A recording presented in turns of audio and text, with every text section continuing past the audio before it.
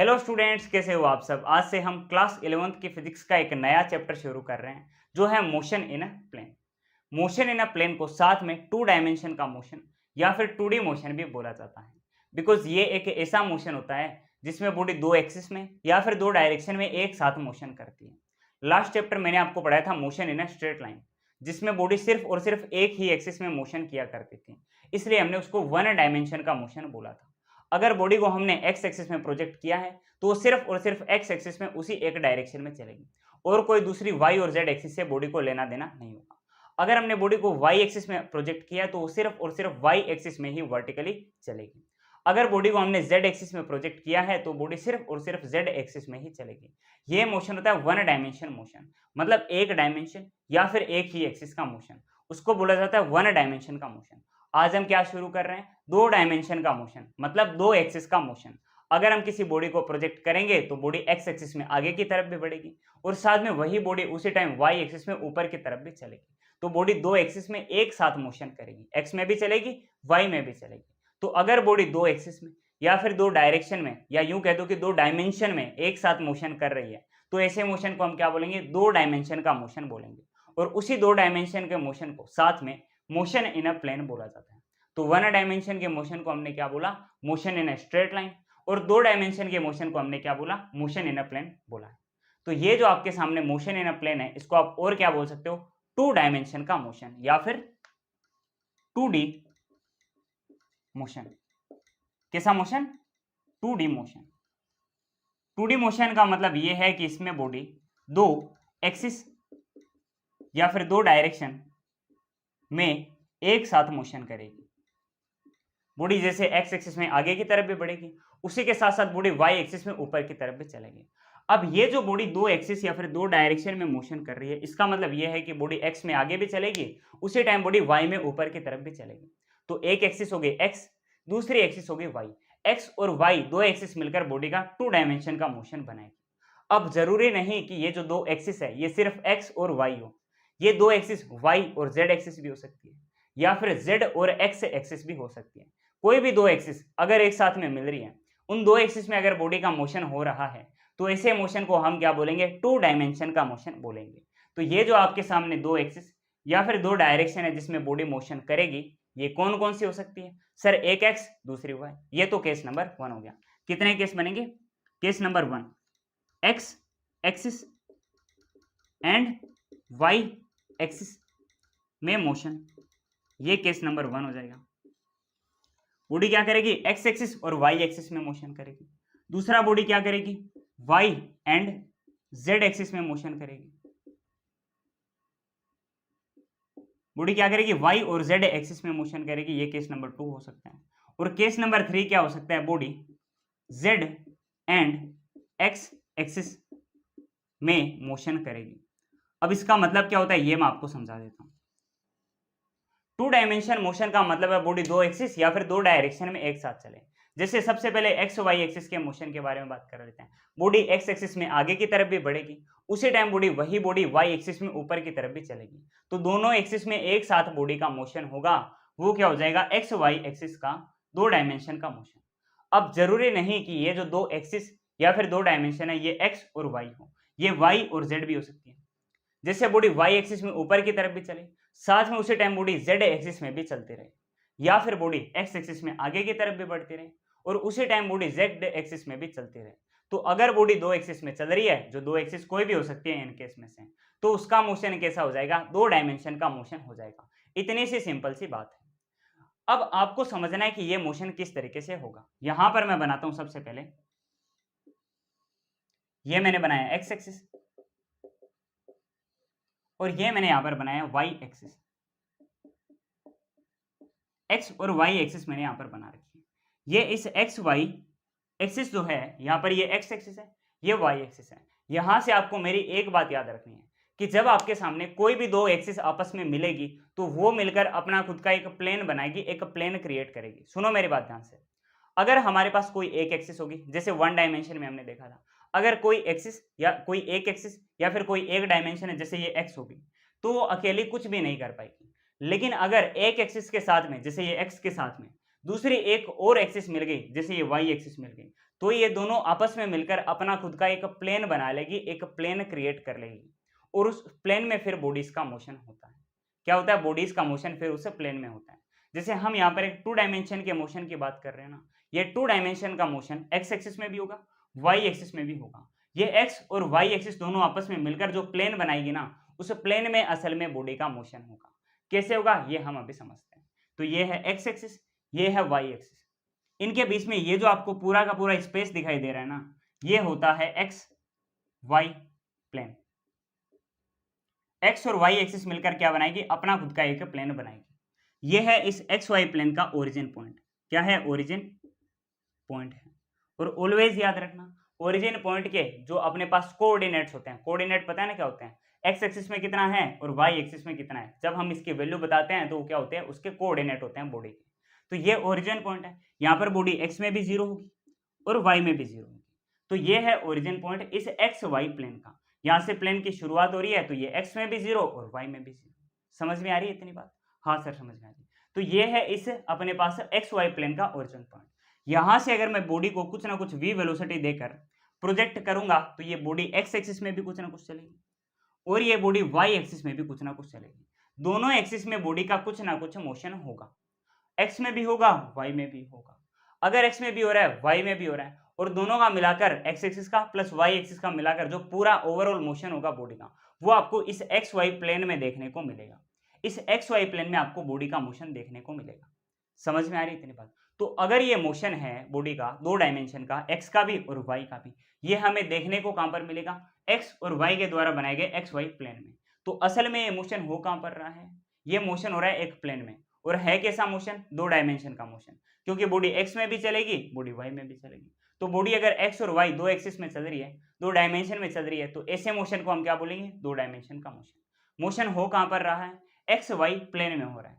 Plane में ही तो हो रहा है मोशन। हाँ सर, तो ऐसे मोशन को हम क्या बोल देंगे? मोशन इन अ प्लेन बोल देंगे। अब आपको फील आई होगी कि हम 2 डायमेंशन के मोशन को मोशन इन अ प्लेन क्यों बोलते हैं। यहां से आपको चैप्टर का पूरा एक इंट्रोडक्शन मिला है कि 2 डायमेंशन के मोशन में बॉडी 2 एक्सिस में मोशन करती है, वो 2 एक्सिस मिलकर अपना खुद का एक प्लेन बनाती है। उस प्लेन में असल में बॉडी का मोशन हो रहा होता है, इसलिए उस मोशन को मोशन इन अ प्लेन बोला जाता है। समझ में आई इतनी बात? हाँ सर, समझ में आ गई। तो ये जो x और y एक्सिस है, ये मिलकर अपना खुद का x y प्लेन बनाएगी। क्या बनाएगी?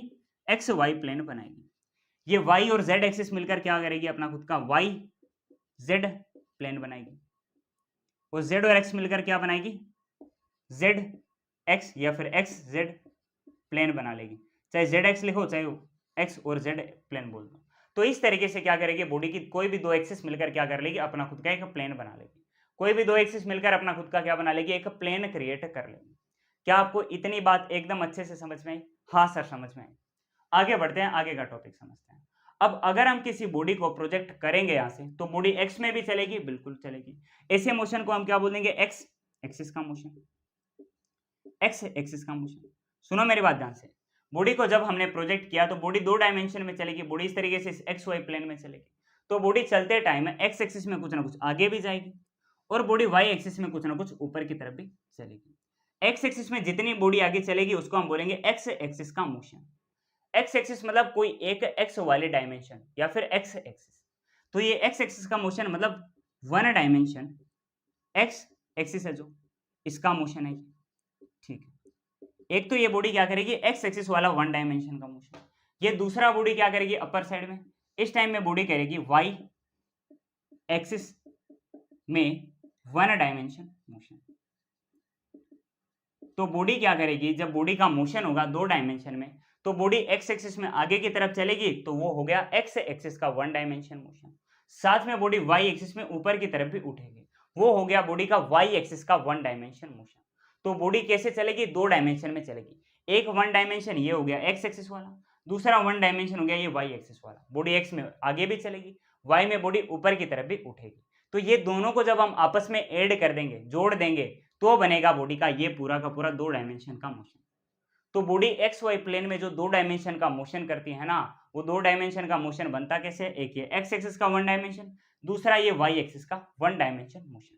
तो इसको आप कुछ इस तरीके से लिखोगे एक्स वाई प्लेन में होने वाला 2D मोशन,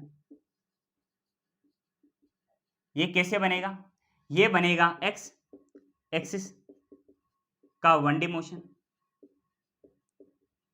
साथ में वाई एक्सिस का 1D मोशन। जब आप इस एक्स एक्सिस वाले 1D मोशन को और वाई एक्सिस वाले इस 1D मोशन को आपस में ऐड करोगे तो बॉडी का ये 2 डायमेंशन का मोशन बनेगा। तब बॉडी एक्स वाई प्लेन में क्या करेगी? 2 डायमेंशन का मोशन करेगी। यहां से ना आपको एक बात समझनी है, एक बात आपको यहां से समझनी है। क्या समझना है सर?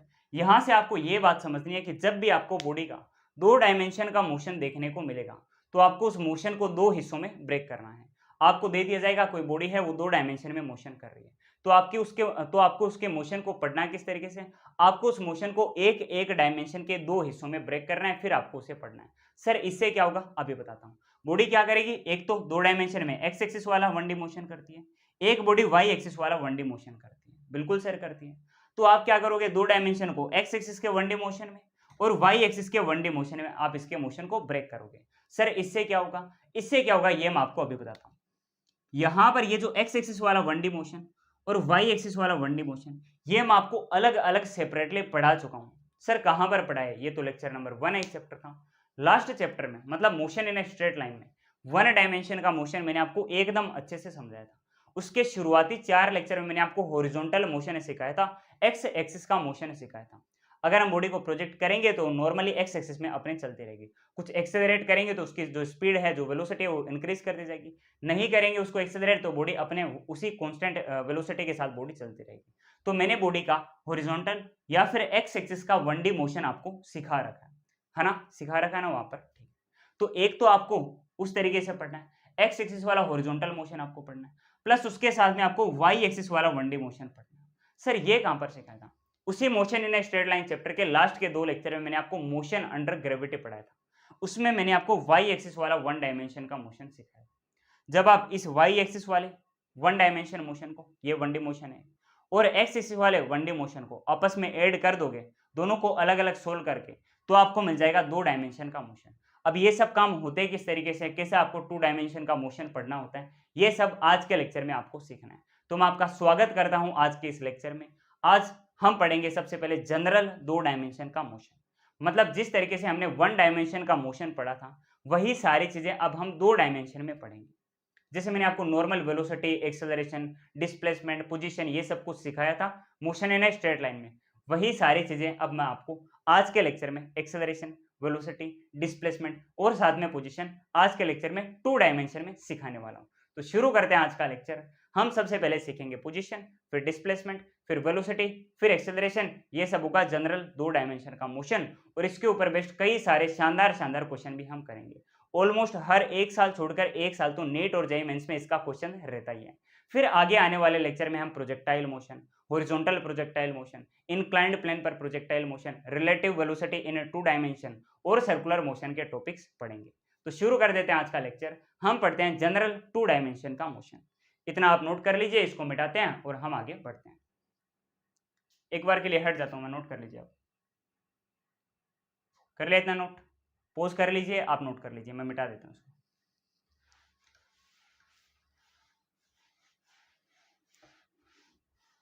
अब हम एक एक करके 2 डायमेंशन के मोशन में पोजीशन, डिस्प्लेसमेंट, वेलोसिटी और एक्सेलरेशन के टॉपिक पढ़ेंगे।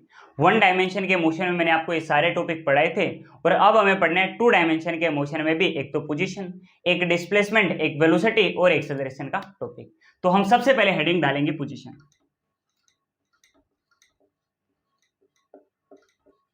पहले हम एक काम करते हैं, 1 डायमेंशन में पोजीशन को समझ लेते हैं और फिर हम उसी के हेल्प से 2 डायमेंशन में पोजीशन के बारे में जानेंगे। तो सबसे पहले हम समझेंगे पोजीशन को 1 डायमेंशन में। ये मैंने एक एक्सिस या फिर एक डायमेंशन बना दिया जो क्या है, एक्स एक्सिस है। इस एक्स एक्सिस में मैंने मान लो ये एक कोई पार्टिकल को रखा है। आपको इस पार्टिकल के पोजीशन बतानी है तो आप क्या करोगे? आप नॉर्मली इस पार्टिकल की पोजीशन नहीं बता पाओगे। पहले मैं आपको पोजीशन के बारे में बताता हूं कि पोजीशन होती क्या है। किसी भी पार्टिकल का जो लोकेशन होता है ना, वही उस पार्टिकल का पोजीशन होता है। कोई पार्टिकल कब कौन सी जगह पर प्रेजेंट है, वो जगह ही उस पार्टिकल का क्या कहलाता है, पोजीशन कहलाता है। अब अगर आपके पास ये पार्टिकल है, आपको इसका पोजीशन बताना है, तो आप क्या बताओगे कि ये पार्टिकल कौन सी जगह पर प्रेजेंट है। अब आप नॉर्मली इसका पोजीशन नहीं बता पाओगे क्योंकि आपको पता नहीं है कि ये पार्टिकल एग्जैक्टली है कौन सी जगह पर, इसका लोकेशन क्या है। लोकेशन बताओगे तो फिर लोकेशन ही तो पोजीशन होगा। अब आप नॉर्मली इसको देखकर इसका पोजीशन नहीं बता पाओगे क्योंकि हर एक पार्टिकल का पोजीशन किसी ना किसी एक रेफरेंस पॉइंट के रिस्पेक्ट में कैलकुलेट किया जाता है। नॉर्मली सीधा एक पार्टिकल होगा तो उसका पोजीशन नहीं बताया जा सकता। आपके पास एक रेफरेंस पॉइंट या फिर एक ओरिजिन पॉइंट होना चाहिए जहां पर अपना ऑब्जर्वर होगा, उसके रिस्पेक्ट में फिर आप इस पार्टिकल की पोजीशन बताओगे। समझ में आ रही है बात। तो अगर आपको किसी भी पार्टिकल का पोजीशन बताना है तो इसके लिए आपके पास एक रेफरेंस पॉइंट होना चाहिए जिसके रिस्पेक्ट में आप उस पार्टिकल का पोजीशन बताओगे। जैसे हमारे पास ये पार्टिकल है, हमें इसका पोजीशन बताना है, तो हमने क्या किया, हमने यहां पर एक रेफरेंस पॉइंट ले लिया, रेफरेंस पॉइंट ले लिया, रेफरेंस पॉइंट या फिर ओरिजिन पॉइंट। और इस ओरिजिन पॉइंट से मान लो 10 मीटर दूर हमारे पास ये एक पार्टिकल ए है, पार्टिकल ए है। अब अगर आपको इस पार्टिकल ए की पोजीशन बतानी है तो आप क्या करोगे, ये रेफरेंस पॉइंट है, यहां पर अपना ऑब्जर्वर होगा, यहां पर अपना ऑब्जर्वर होगा जो इस पॉइंट ए को या फिर पार्टिकल ए को देखेगा और ये बोलेगा कि ये पार्टिकल ए मुझसे 10 मीटर दूर है। कितना दूर है, 10 मीटर दूर है। तो ये जो 10 मीटर की दूरी है ना ओरिजिन पॉइंट से या फिर रेफरेंस पॉइंट से इस पॉइंट ए की, यही इस पॉइंट ए या फिर पार्टिकल ए का पोजीशन होता है। तो किसी भी पार्टिकल ए का पोजीशन क्या होगा, जो इसकी इस रेफरेंस पॉइंट से दूरी है या फिर डिस्टेंस है। तो आप लिखोगे कि पोजीशन ऑफ ए कितनी हो जाएगी, 10 मीटर हो जाएगी। इस पार्टिकल ए की पोजीशन क्या हो जाएगी, 10 मीटर हो जाएगी, बिकॉज 10 मीटर ही डिस्टेंस है इस ओरिजिन पॉइंट और इस पार्टिकल ए के बीच में। जैसे मैं आपको एक एग्जांपल बताता हूँ, आपके पास आपका एक दोस्त आकर बोलता है भाई यहाँ से बैंक कितना दूर है, तो आप बताओगे कि बैंक यहाँ से 200 मीटर दूर है। आपने अपनी जगह को ओरिजिन पॉइंट लिया, यहाँ से आपने वो डिस्टेंस बताई जितना दूर ये बैंक है, आपने अपनी जगह को ओरिजिन लिया, वहां से 200 मीटर दूर फिर आपने बताया कि यहाँ पर बैंक है। तो आपके रिस्पेक्ट में आप है ओरिजिन पॉइंट पर ऑब्जर्वर, आपके रिस्पेक्ट में 200 मीटर दूर क्या है, ये बैंक है। तो आपने बताया बैंक का पोजीशन अपने रिस्पेक्ट में कि बैंक मुझसे 200 मीटर दूर है, ये है बैंक की पोजीशन आपके रिस्पेक्ट में। अब ये बैंक की पोजीशन अगर कोई और बताएगा तो उसके रिस्पेक्ट में हो सकती है 250 मीटर, कोई और बताएगा हो सकता है 350 मीटर, है ना। अगर कोई दूसरी जगह पर होगा वो अपनी जगह को रेफरेंस मानेगा या फिर ओरिजिन मानेगा, उसके रिस्पेक्ट में अगर वो बताएगा तो उसके रिस्पेक्ट में क्या हो जाएगी 300 मीटर या फिर 350 मीटर डिस्टेंस हो जाएगी इस बैंक से उसकी। तो वो क्या बताएगा, बैंक की पोजीशन 300, आप क्या बताओगे 200। तो क्या वो गलत बता रहा है, नहीं गलत नहीं बता रहा है। ये जो पोजीशन है ना ये अलग अलग रेफरेंस पॉइंट के लिए अलग अलग हो सकती है, वेरी कर सकती है। अगर हम पोजीशन बता रहे हैं तो वो जो हम ओरिजिन पॉइंट ले रहे हैं उस पर भी डिपेंड करती है, उस ओरिजिन पॉइंट से कितने डिस्टेंस दूर है ये ओरिजिन, ये अपना पार्टिकल, यही इस पार्टिकल की पोजीशन होती है। पार्टिकल ओरिजिन पॉइंट से कितना डिस्टेंस दूर है, यही इस पार्टिकल की क्या होती है, पोजीशन होती है। अगर पार्टिकल रेफरेंस पॉइंट से 10 मीटर दूर है तो 10 मीटर इसकी पोजीशन होगी। अगर पार्टिकल रेफरेंस पॉइंट से 5 मीटर दूर है तो 5 मीटर ही इस पार्टिकल की पोजीशन हो जाएगी। तो अगर आपको किसी भी बॉडी की पोजीशन कैलकुलेट करनी है तो आपके पास पहले एक रेफरेंस पॉइंट या फिर एक ओरिजिन पॉइंट होना चाहिए। उस ओरिजिन पॉइंट से जितना डिस्टेंस दूर होगा पार्टिकल, वही पार्टिकल का पोजीशन बन जाएगा। यह है 1 डायमेंशन में पोजीशन। अब इसी की हेल्प से हम 2 डायमेंशन में पोजीशन के बारे में जानेंगे।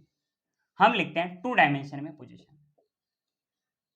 2 डायमेंशन मतलब एक ये मैंने ली y एक्सिस, ये मैंने दूसरे लिए x एक्सिस, ये है x एक्सिस, ये है यहां पर y एक्सिस। अच्छा ये x और y एक्सिस है, ये 2 डायमेंशन का होगा पोजीशन, ये है 1 डायमेंशन का पोजीशन। ये 1 डायमेंशन का क्यों है इसका मैं आपको रीजन बताता हूं, ध्यान से देखो। ये ओरिजिन पॉइंट भी देखो x एक्सिस में है, ये पार्टिकल भी x एक्सिस में, दोनों एक ही डायमेंशन में। बिल्कुल सर दोनों एक ही डायमेंशन में, इसका मतलब ये जो पोजीशन है ये मैंने आपको 1 डायमेंशन में समझा दिया। 2 डायमेंशन में पोजीशन कैसे होगा ये मैं आपको बता देता हूँ। ये x एक्सिस, ये x एक्सिस और ये क्या है y एक्सिस, ये दोनों मिलकर ये जो अपने आसपास स्पेस बना रही है ये क्या है, ये है एक्स वाई का प्लेन, x और y के द्वारा बनाया गया एक्स वाई प्लेन। अब इस एक्स वाई प्लेन में मैंने ये एक कोई पॉइंट ले रखा है, ये मैंने कोई पॉइंट P मान लो ले रखा है, ये कोई पॉइंट P है। आपको इस पॉइंट P के कोऑर्डिनेट दे रखे हैं, x एक्सिस में x है और y एक्सिस में y है। x और y आपको कोऑर्डिनेट दे रखे हैं इस पॉइंट P के। आपको बताना है इस 2 डायमेंशन में इस पार्टिकल P के या फिर इस पॉइंट P के आपको बताना है पोजीशन क्या है। आपको बताना है पोजीशन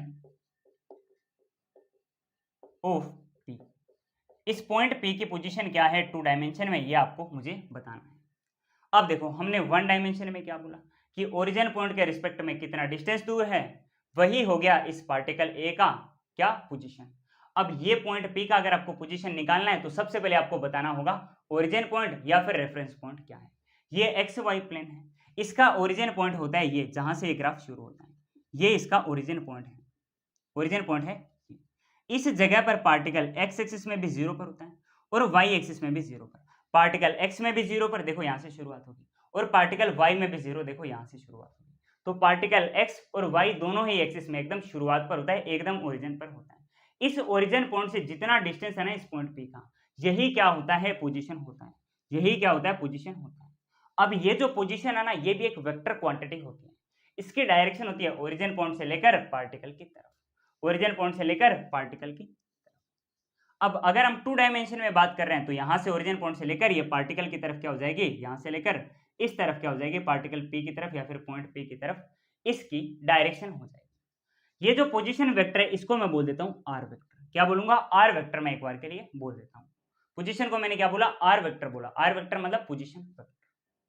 अब ये पोजीशन वेक्टर ये हमें कैलकुलेट करना है, तो हम क्या करेंगे, हमें इस बार पोजीशन वेक्टर दो डायमेंशन के मोशन में कैलकुलेट करना है। एक तो डायमेंशन का मोशन है एक्स एक्सिस में, दूसरा डायमेंशन है वाई एक्सिस।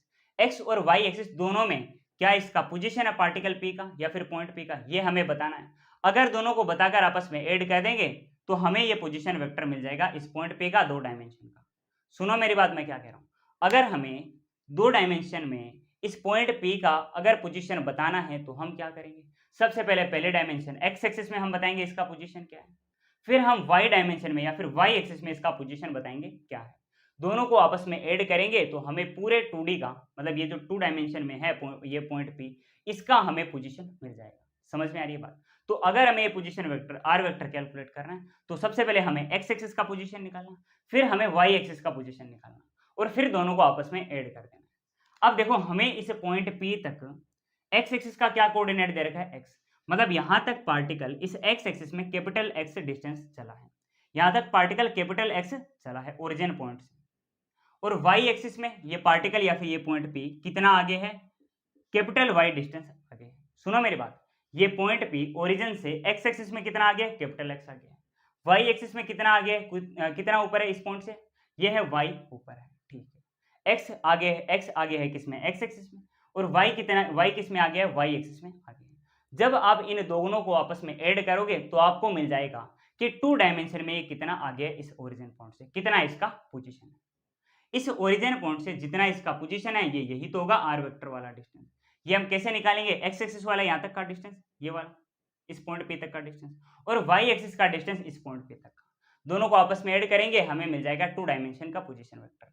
तो अगर हमें आर वेक्टर कैलकुलेट करना है पोजीशन वेक्टर, तो हम क्या करेंगे, हम x axis position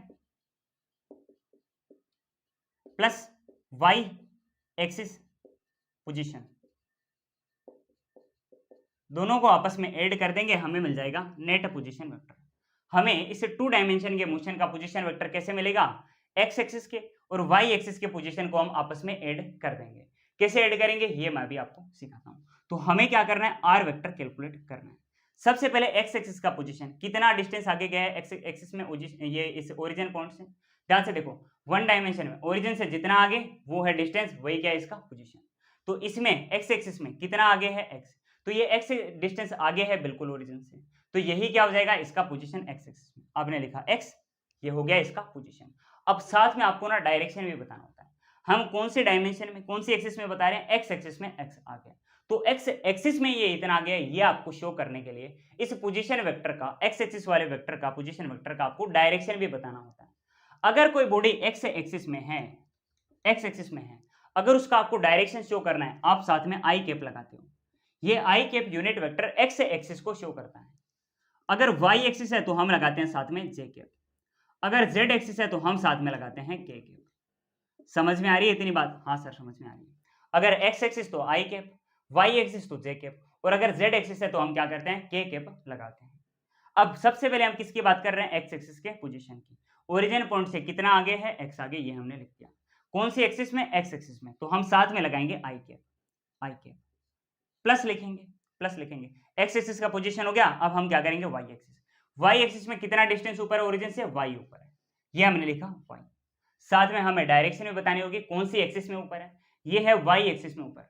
y axis की डायरेक्शन हम j कैप से शो करेंगे, तो x i cap plus y j cap, दोनों को आपस में आपने ऐड कर दिया, आपको क्या मिल जाएगा, पोजीशन वेक्टर मिल जाएगा इस 2 डायमेंशन के मोशन का।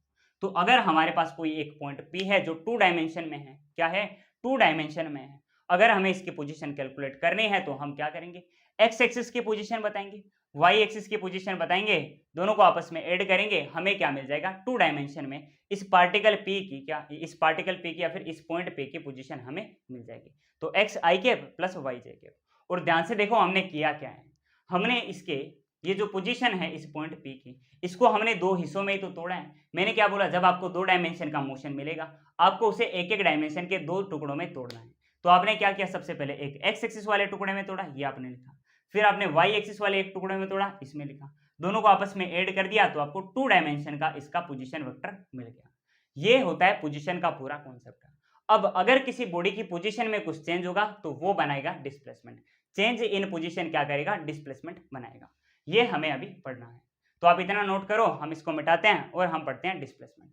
इतना आप नोट कर लीजिए, इसको आप पॉज करके नोट कर लेना। मिटा दो इसको, ठीक।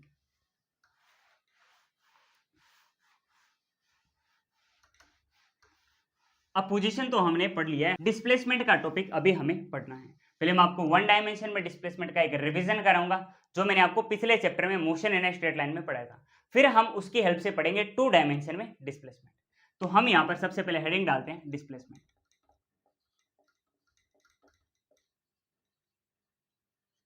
डिस्प्लेसमेंट होता है चेंज इन पोजीशन। डिस्प्लेसमेंट क्या होता है, चेंज इन पोजीशन। पोजीशन मैंने अभी अभी आपको पढ़ाया है, अगर किसी पार्टिकल की पोजीशन में कुछ चेंज होगा तो उस पार्टिकल का क्या होगा, डिस्प्लेसमेंट होगा, जो हमें अभी पढ़ना है। सबसे पहले हम डिस्प्लेसमेंट पढ़ेंगे 1 डायमेंशन में। किसमें पढ़ेंगे, 1 डायमेंशन में। अच्छा, पहली बात तो ये कि हमने डिस्प्लेसमेंट को क्या बोला, चेंज इन पोजीशन बोला। चेंज ऑलवेज हम क्या लिखते हैं, फाइनल माइनस इनिशियल लिखते हैं। चेंज को हम ऑलवेज फाइनल माइनस इनिशियल लिखते हैं।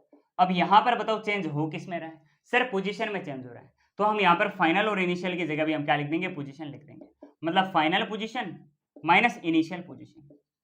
किसी पार्टिकल की पोजीशन फाइनली कितनी है, माइनस इनिशियली कितनी है, दोनों को आप आपस में सब्ट्रैक्ट करोगे तो आपको पार्टिकल की पोजीशन में होने वाला चेंज या फिर पार्टिकल का डिस्प्लेसमेंट मिल जाएगा।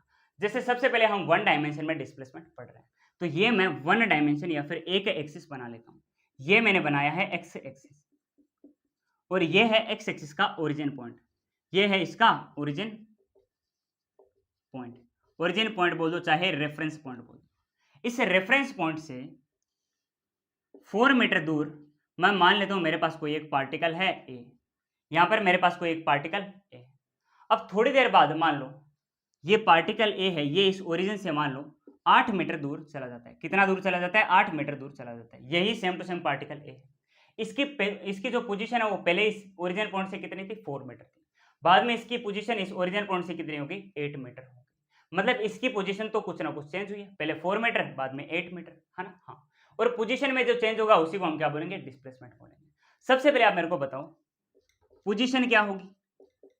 पोजीशन होती है सर पार्टिकल की ओरिजिन पॉइंट से डिस्टेंस। सबसे पहले इस पॉइंट ए की या फिर इस पार्टिकल ए की पोजीशन कितनी थी, सर 4 मीटर थी, बिकॉज इस ओरिजिन पॉइंट से 4 मीटर का डिस्टेंस है। तो ये 4 मीटर इसकी पोजीशन थी इनिशियली। कब, इनिशियली। कब थी, इनिशियली। मतलब पहले पहले एकदम शुरुआत में ये जो पार्टिकल है ए, ये इस ओरिजिन पॉइंट से 4 मीटर आगे था, तो ये 4 मीटर क्या होगी, इनिशियली इसकी पोजीशन होगी। इतना डिस्टेंस है शुरुआत में, तो इतनी इसकी होगी पोजीशन, मतलब 4 मीटर। अब थोड़ी देर बाद में ये जो डिस्टेंस है ये कितनी होगी, ओरिजिन से 8 मीटर की। मतलब अब पोजीशन कितना हो गया, 8 मीटर हो गया। तो फाइनली अपना ये जो पॉइंट ए है ये थोड़ा आगे आ चुका है। इसकी जो डिस्टेंस है ओरिजिन पॉइंट से वो कितनी है, 8 मीटर। तो फाइनली जो अपने पास पॉइंट ए है इसकी पोजीशन कितनी हो चुकी है, 8 मीटर। तो आप लिखोगे इसकी फाइनल पोजीशन, इनिशियल पोजीशन कितनी, 4 मीटर। फाइनल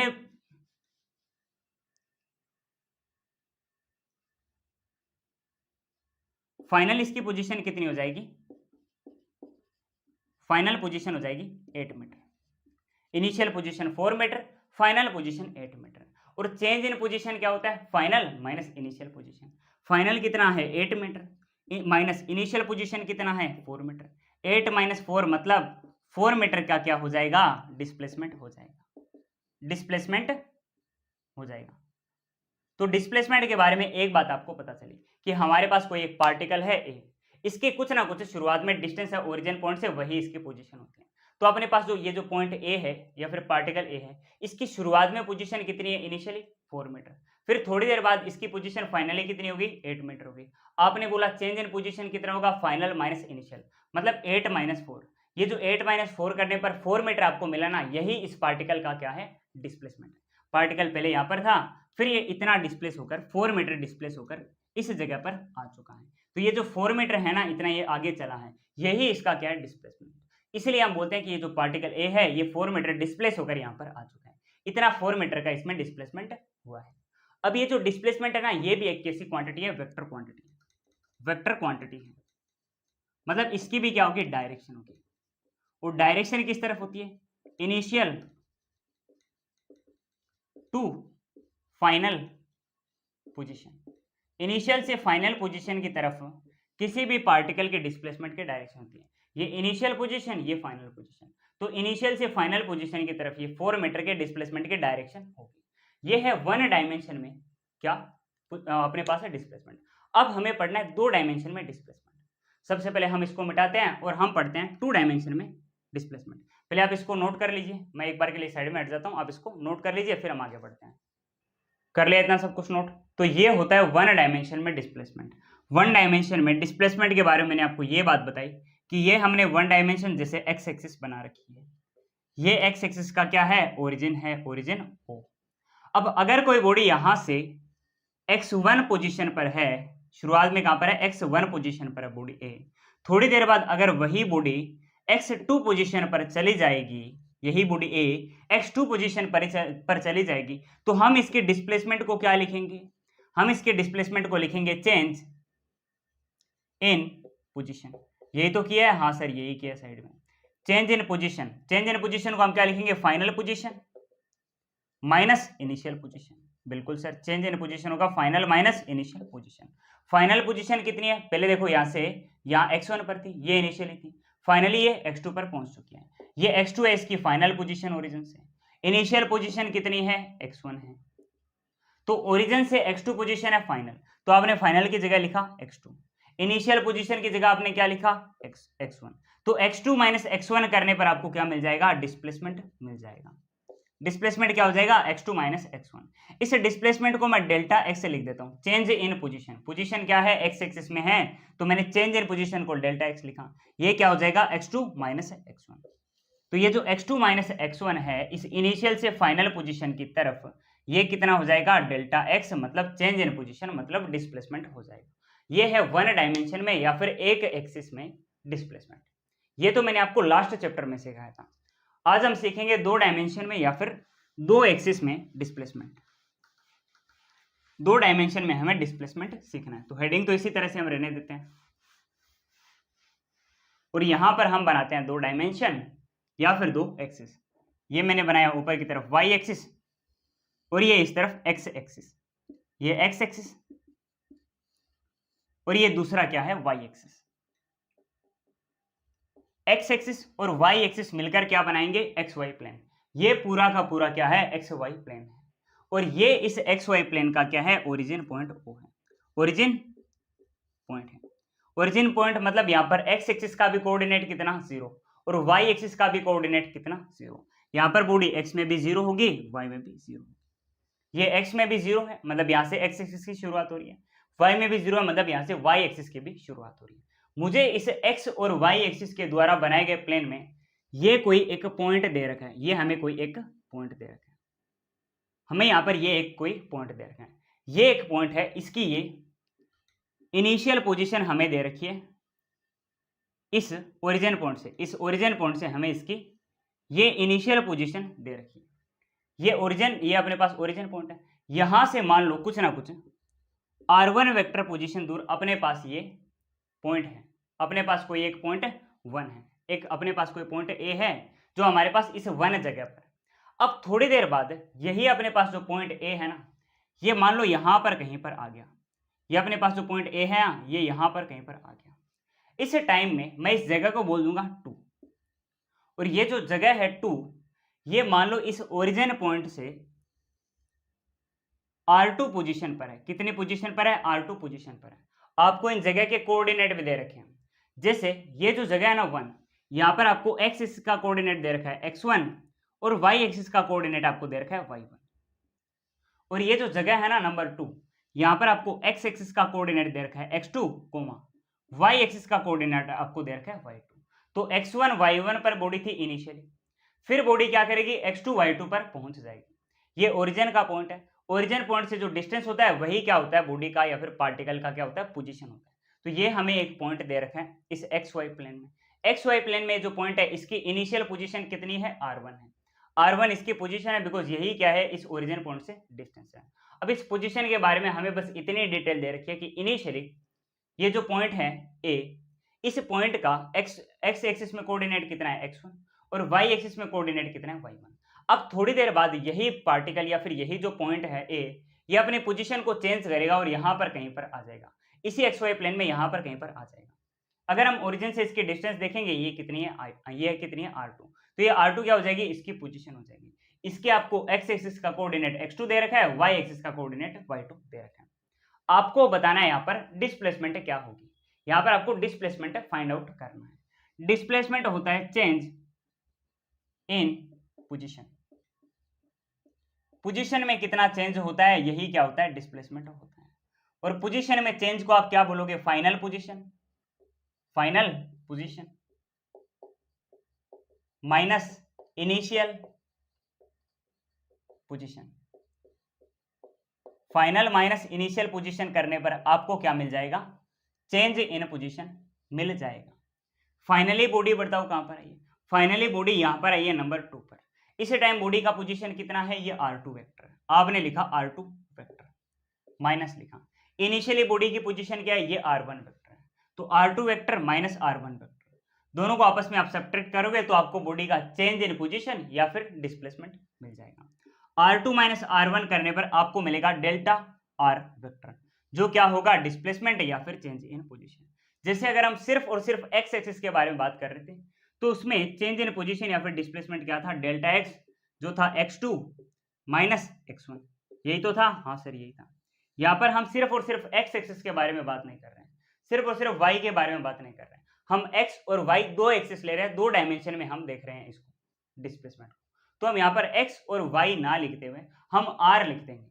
r किसको शो करेगा? पोजीशन को शो करेगा। ये पोजीशन पहले इसकी r1, बाद में r2, तो चेंज इन पोजीशन कितना हो जाएगा? डेल्टा r का हो जाएगा। पहले ये पोजीशन, बाद में ये पोजीशन, तो चेंज इन पोजीशन को मैं इस तरीके से लिख दूंगा। चेंज इन पोजीशन की ये डायरेक्शन हो जाएगी, इनिशियल पोजीशन से फाइनल पोजीशन की तरफ, ये डेल्टा r वेक्टर की डायरेक्शन हो जाएगी। पोजीशन एक वेक्टर क्वांटिटी होती है, इसको मैंने r1 वेक्टर दिखाया, r2 वेक्टर दिखाया मैंने इसकी फाइनल पोजीशन को, और चेंज इन पोजीशन को मैंने डेल्टा r वेक्टर दिखा दिया है। इतनी बात आपको समझ में आई होगी। अब ये जो डेल्टा r वेक्टर है इसको हम कैसे दिखाएंगे?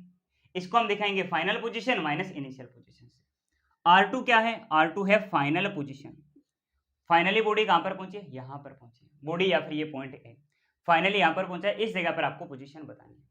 आप पोजीशन कैसे बताओगे? 2 डायमेंशन में। मैंने आपको अभी अभी इसका तरीका सिखाया था डिस्प्लेसमेंट से जस्ट पहले। 2 डायमेंशन में पोजीशन, पहले आप x एक्सिस वाला पोजीशन लिखोगे, फिर आप y एक्सिस वाला पोजीशन लिखोगे।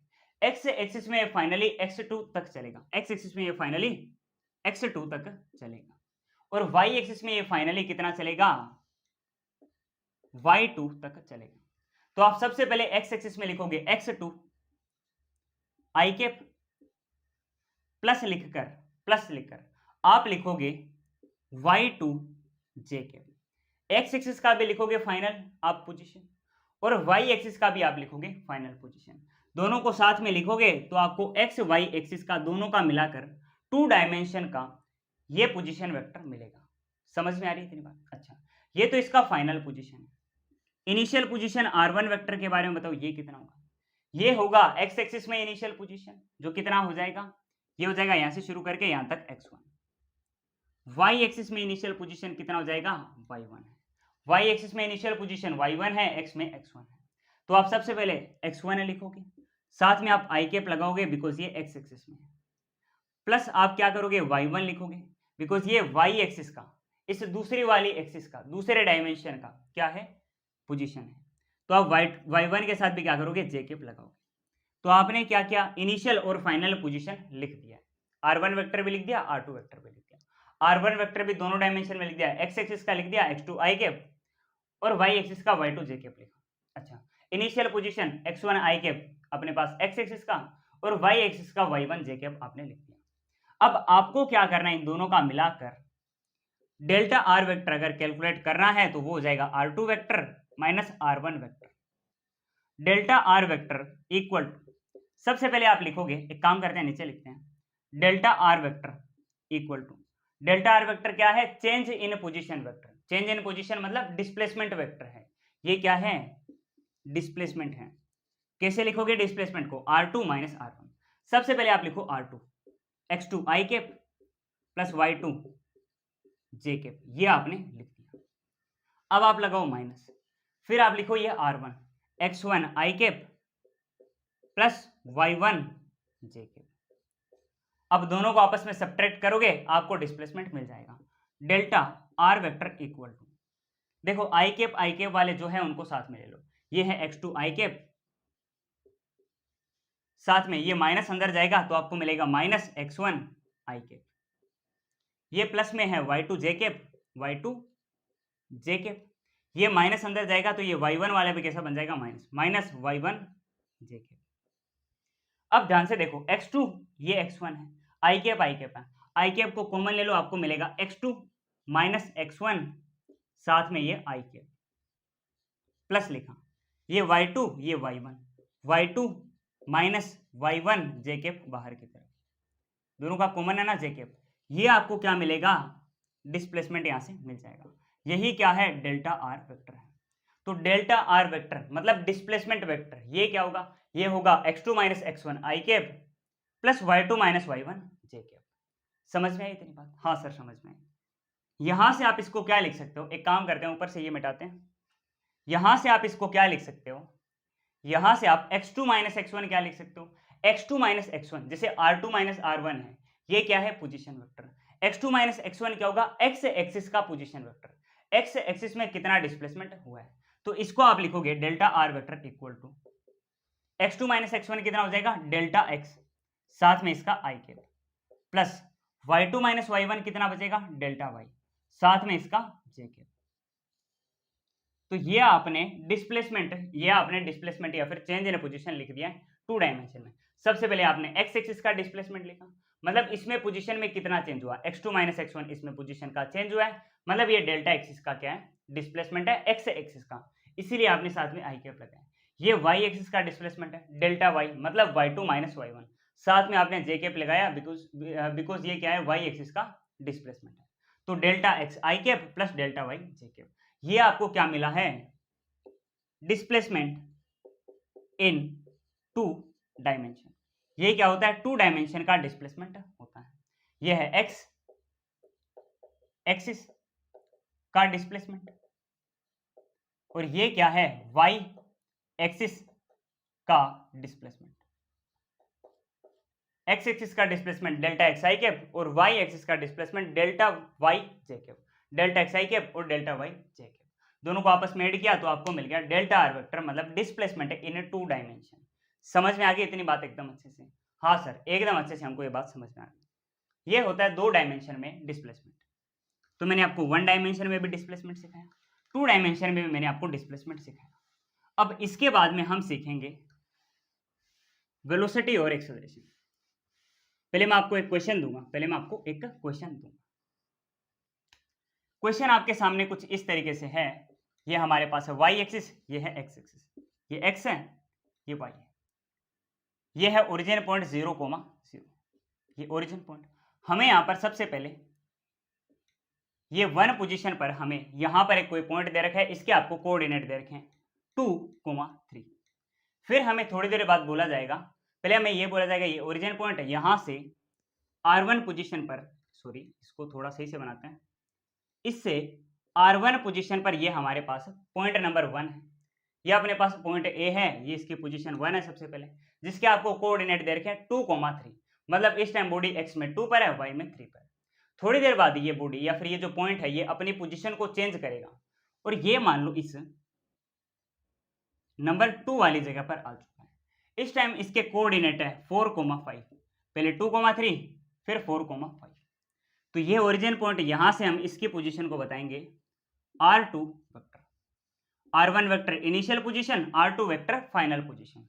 आप लिखोगे इसकी चेंज इन पोजीशन को, मतलब डिस्प्लेसमेंट डेल्टा R वेक्टर को, वो होगा R2 vector minus R1 vector, R2 vector minus R1 vector. दोनों को सोल्व करके आपने अभी अभी कैलकुलेट किया है। क्या आपने कैलकुलेट किया? सर हमने कैलकुलेट किया displacement in 2 dimension equal to, सबसे पहले डिस्प्लेसमेंट इन x डायमेंशन, फिर डिस्प्लेसमेंट इन y डायमेंशन। दोनों को आपस में जोड़ेंगे तो हमें क्या मिल जाएगा? 2 डायमेंशन का डिस्प्लेसमेंट डेल्टा r वेक्टर मिल जाएगा। तो सबसे पहले आप लिखोगे delta x i cap plus आप लिखोगे डेल्टा y j कैप। सिखाया ना अभी अभी? हाँ सर अभी अभी ये सिखाया। तो आप बताओ डेल्टा x क्या होगा? ये होगा x2 minus x1 i cap, बिल्कुल सर, प्लस में ये क्या हो जाएगा? y2 minus y1 j cap. ये क्या होता है? फाइनल माइनस इनिशियल जे कैप में, और फाइनल माइनस इनिशियल मतलब चेंज किसमें? आई कैप में, मतलब एक्स एक्सिस में। ये जो है ना 2, ये है x1, मतलब फर्स्ट जगह ये जो है ना इनिशियली, इस जगह पर एक्स एक्सिस का कोऑर्डिनेट, और ये 3 क्या है? वाई एक्सिस का कोऑर्डिनेट सबसे पहले इस नंबर 1 पोजीशन पर। फिर पोजीशन चेंज होगी, बॉडी यहाँ पर आएगी। इस टाइम में एक्स एक्सिस का जो कोऑर्डिनेट है इसको मैंने बोला x2 जो कितना है 4, और वाई एक्सिस के कोऑर्डिनेट को मैंने बोला y2 जो कितना है 5। तो x1 कितना है 2, y1 3, x2 4, x2 और y2 कितना है 5। ये आपको दे रखा है, ये इनिशियल पोजीशन, ये फाइनल पोजीशन। तो चेंज इन पोजीशन या फिर डिस्प्लेसमेंट, ये डेल्टा आर वेक्टर इस तरह। कैसे कैलकुलेट करोगे डेल्टा आर वेक्टर? सबसे पहले आप लिखोगे x2 की वैल्यू कितनी है? ये 4 है, माइनस x1 की वैल्यू कितनी है? ये 2 है। तो 4 माइनस 2 आई कैप, प्लस लिखा डेल्टा y2 कितना है? ये रहा 5, माइनस y1 कितना है? ये रहा 3। तो 5 माइनस 3 आप लिखोगे साथ में j कैप। तो 4 माइनस 2 कितना हो जाएगा? Delta r vector equal to 2 i cap, plus 5 minus 3 कितना हो जाएगा? 2 हो जाएगा। साथ में आप क्या लिखोगे? j cap. तो आपने क्या लिखा? डेल्टा आर वेक्टर मतलब चेंज इन पोजीशन या फिर डिस्प्लेसमेंट वेक्टर, ये कितना हो जाएगा? 2 i cap plus 2 j cap. मतलब एक्स एक्सिस में डिस्प्लेसमेंट कितना हुआ है? 2 का हुआ है। एक्स एक्सिस में कितना डिस्प्लेसमेंट हुआ है? 2 का हुआ है। और वाई एक्सिस में भी डिस्प्लेसमेंट कितना हुआ है? 2 का हुआ है। जब आप आपस में दोनों को ऐड करोगे तो एक्स वाई एक्सिस का मिलाकर जो 2 डायमेंशन में हुआ है डिस्प्लेसमेंट, वो कितना हुआ है? 2 i cap plus 2 J cap. मतलब 2 का ही डिस्प्लेसमेंट हुआ है एक्स एक्सिस में, 2 का ही वाई एक्सिस में हुआ है। समझ में आ गई इतनी बात? हाँ सर समझ में आ गई। ये है डिस्प्लेसमेंट वेक्टर। समझ में आ गई इतनी बात? हाँ सर एकदम अच्छे से हमको समझ में आ गई। अब अगर आपको इसका मैग्नीट्यूड निकालना होता है ना, अगर आपको इसका डेल्टा आर वेक्टर का मैग्नीट्यूड निकालना होगा तो आप क्या करोगे? सर हमें पता है, हम अंडर रूट लेते हैं, पहले एक का स्क्वायर करेंगे, 2 का स्क्वायर, फिर हम प्लस लिखेंगे, फिर हम दूसरे का स्क्वायर कर देंगे। समझ में आ रही है इतनी बात? हाँ सर समझ में आ रही है हमको। और जब हम इसको कैलकुलेट करेंगे हमें आंसर मिलेगा 2√2। पता है ना कैसे आएगा? 2 का स्क्वायर करने पर 4, ये 2 का स्क्वायर करने पर 4, 4 और 4 को ऐड करोगे 8, √8 की वैल्यू 2√2 होती है। ये इसका क्या हो जाएगा? डिस्प्लेसमेंट का मैग्नीट्यूड हो जाएगा। समझ में आ रही है इतनी बात? तो आपने डिस्प्लेसमेंट भी ये कैलकुलेट कर लिया, बिल्कुल कैलकुलेट कर लिया 2 डायमेंशन में, और उसका आपने मैग्नीट्यूड भी साथ में कैलकुलेट कर लिया। ये मैंने आपको क्या सिखा दिया है? ये मैंने आपको 2 डायमेंशन में डिस्प्लेसमेंट कैलकुलेट करना सिखा दिया। तो फॉर्मूला क्या आप याद रखोगे? हाँ सर याद रखेंगे। 2 डायमेंशन में डिस्प्लेसमेंट क्या होता है? सर सबसे पहले हम 1 डायमेंशन में मतलब एक्स एक्सिस में कैलकुलेट करेंगे क्या? डिस्प्लेसमेंट। फिर हम वाई एक्सिस में कैलकुलेट करेंगे डिस्प्लेसमेंट, और दोनों को आपस में ऐड कर देंगे, हमें मिल जाएगा total displacement in 2 dimension x और वाई एक्सिस का। तो हमें क्या मिला? डिस्प्लेसमेंट। ये हमें मिला delta r vector equal to, ये हमें मिला delta x i cap plus delta y j cap. ये हमें इतना मिला है। ये क्या है? डिस्प्लेसमेंट। अब इसके बाद में हम पढ़ेंगे वेलोसिटी। इसके बाद में हम क्या पढ़ेंगे? वेलोसिटी। वेलोसिटी में भी हमारे पास 2 केस होते हैं। सबसे पहला एवरेज वेलोसिटी, सबसे पहले एवरेज वेलोसिटी, और दूसरा केस होता है इंस्टेंटेनियस वेलोसिटी। पहले एवरेज वेलोसिटी, फिर उसके बाद में इंस्टेंटेनियस वेलोसिटी, इंस्टेंटेनियस वेलोसिटी। एक एक करके दोनों के बारे में हम बात करते हैं। एवरेज वेलोसिटी होती है v एवरेज इक्वल टू, ये होता है चेंज इन पोजीशन, मतलब ये होता है चेंज इन पोजीशन मतलब displacement delta R divided by time interval मतलब डेल्टा टी। तो अगर delta R bye delta T हम लिखेंगे वो क्या हो जाएगा, एवरेज वेलोसिटी। पता है ना, हाँ सर, वन डायमेंशन में सीखा था। और इंस्टेंटेनियस वेलोसिटी v क्या होगा, ये हो जाएगा dr by dt, dr by dt मतलब छोटा सा चेंज इन पोजीशन या फिर छोटा सा displacement divided by small time का इंस्टेंट, वो हमें क्या देगा, किसी टाइम में इंस्टेंट पर वेलोसिटी देगा। अब ये देखो आपको क्या मिला है, डिस्प्लेसमेंट मिला है delta r equal to delta x i cap plus delta y j cap, मतलब एक्स एक्सिस का डिस्प्लेसमेंट प्लस वाई एक्सिस का डिस्प्लेसमेंट। अगर ये डिस्प्लेसमेंट स्मॉल हो, इफ डिस्प्लेसमेंट इज स्मॉल, अगर ये डिस्प्लेसमेंट स्मॉल होगा तो हम इसको क्या लिखेंगे, हम इसको लिखेंगे d r vector equal to d x i cap plus d y j cap, ये हम इसको लिखेंगे d r vector equal to d x i cap plus d y j cap. I cap में भी लिखेंगे, जे कैप में भी लिखेंगे, d x i cap d y j cap. अगर चेंज बढ़ा है तो डेल्टा से लिखेंगे, अगर चेंज बढ़ा है किसी इंस्टेंट में है, छोटी से टाइम में, तो उसको हम क्या लिखेंगे, डेल्टा से लिख देंगे। तो ये हमने डेल्टा आर वेक्टर लिखा, ओके, और इसको हमने क्या लिखा, डी आर वेक्टर लिखा है। इंस्टेंटेनियस वेलोसिटी डी आर होती है, ये D r by d T होती है, और average velocity delta R by delta T होती है। तो ये जो आपको डेल्टा आर दिखाई दे रहा है ना, इसके साथ में आप डेल्टा टी कर दोगे ना डिवाइड, तो आपको क्या मिलेगा, एवरेज वेलोसिटी मिलेगा। तो वी एवरेज आपको क्या मिल जाएगा, ये आपको मिलेगा delta R by delta T. Delta R की जगह आप ये वैल्यू रख दो, मतलब डेल्टा एक्स डिवाइडेड बाई में ये डेल्टा टी आना है, delta x by delta T, साथ में आपने लिख दिया आई कैप, प्लस ये लिख दिया डेल्टा वाई लिखा, इसके डिवाइडेड में भी डेल्टा टी आएगा, बिल्कुल आएगा, साथ में आपने जे कैप लिख दिया। तो delta x by delta t i cap और delta y by delta t j cap, मतलब चेंज इन पोजीशन या फिर displacement in x axis divided by time, ये आपको मिलेगा क्या, एक्स एक्सिस का एवरेज वेलोसिटी, ये आपको देगा वाई एक्सिस का एवरेज वेलोसिटी। दोनों का मिलाकर आपको एक्स वाई प्लेन का, टू डायमेंशन का आपको क्या मिल जाएगा, एवरेज वेलोसिटी मिल जाएगा।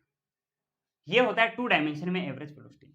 इंस्टेंटेनियस वेलोसिटी क्या होगा, ये होगा velocity v vector equal to d r by d t. सबसे पहले आप डी एक्स लिखोगे, d x by d t लिखोगे, साथ में आप आई कैप लगा दोगे, इसका प्लस लिखोगे, फिर आप डी वाई लिखोगे, डिवाइडेड बाई में डी टी आ जाएगा, और आप साथ में क्या कर दोगे, जे कैप लगा दोगे।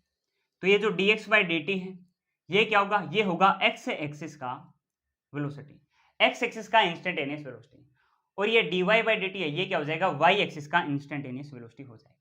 तो इसको पता है हम और क्या लिख सकते हैं, v vector equal to two dimension में एक्स वाई एक्सिस में, ये हो जाएगा वी एक्स आई कैप, मतलब एक्स एक्सिस का velocity, plus v y j cap, मतलब वाई एक्सिस का वेलोसिटी।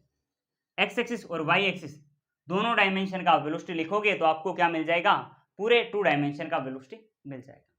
क्या आपको ये बात एकदम अच्छे से समझ में आई कि नहीं आई?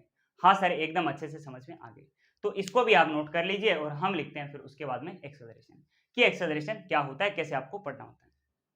मिटा दो इसको, चलो एक बार के लिए हट रहा हूँ, आप इसका स्क्रीनशॉट ले लो, इसको अपने नोट्स में आप लिख लो, इसको आप अपने नोट्स में लिख लीजिए। लिख लिया नोट्स में, बढ़े आगे, ठीक।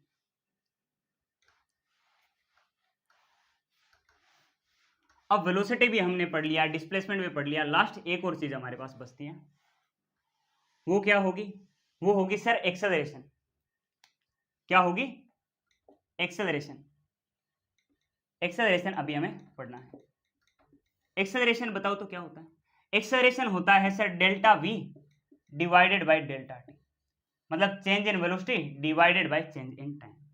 इसमें भी दो केस, सबसे पहला एवरेज एक्सेलरेशन, एवरेज एक्सेलरेशन, और दूसरा केस क्या आएगा, दूसरा केस आएगा इंस्टेंटेनियस, इंस्ट लिख रहा हूं मैं इसको, इंस्टेंटेनियस एक्सेलरेशन। ये दो केस आएंगे। एवरेज एक्सेलरेशन मतलब ए एवरेज, इसको हम लिखेंगे change in velocity divided by time interval, कितने टाइम इंटरवल में वेलोसिटी में कितना चेंज हुआ है, तो delta v divided by delta T, ये बन जाएगा एवरेज एक्सेलरेशन। और इंस्टेंटेनियस एक्सेलरेशन क्या बनेगा, ये बनेगा dv डिवाइडेड बाय dt। किसी टाइम इंस्टेंट में वेलोसिटी में कितना चेंज हो रहा है डिवाइडेड बाय वो टाइम इंस्टेंट। समझ में आई ये बात? हाँ। तो इसको हम क्या कैसे लिखेंगे, इसको हम लिखेंगे ए एवरेज 2 डायमेंशन में, ये हो जाएगा delta v by delta t x axis में साथ में i cap plus delta v by delta t y axis में साथ में जे कैप। ये बन जाएगा एवरेज एक्सेलरेशन। सुनो मेरी बात, सबसे पहले हम change in velocity in x axis लिख के डिवाइडेड बाय टाइम इंटरवल लिखेंगे, आई कैप लगा देंगे, हमें एक्स एक्सिस का एवरेज एक्सेलरेशन मिलेगा। फिर हम change in velocity y axis divided by time करेंगे, साथ में जे कैप लिखेंगे, तो हमें क्या मिल जाएगा, एवरेज एक्सेलरेशन वाई एक्सिस का मिल जाएगा। ये है एवरेज एक्सेलरेशन 2 डायमेंशन में। इंस्टेंटेनियस कैसे होगा, डीवी बाई dt। हम लिखेंगे ए वेक्टर इक्वल टू, ये बनेगा dv divided by dt।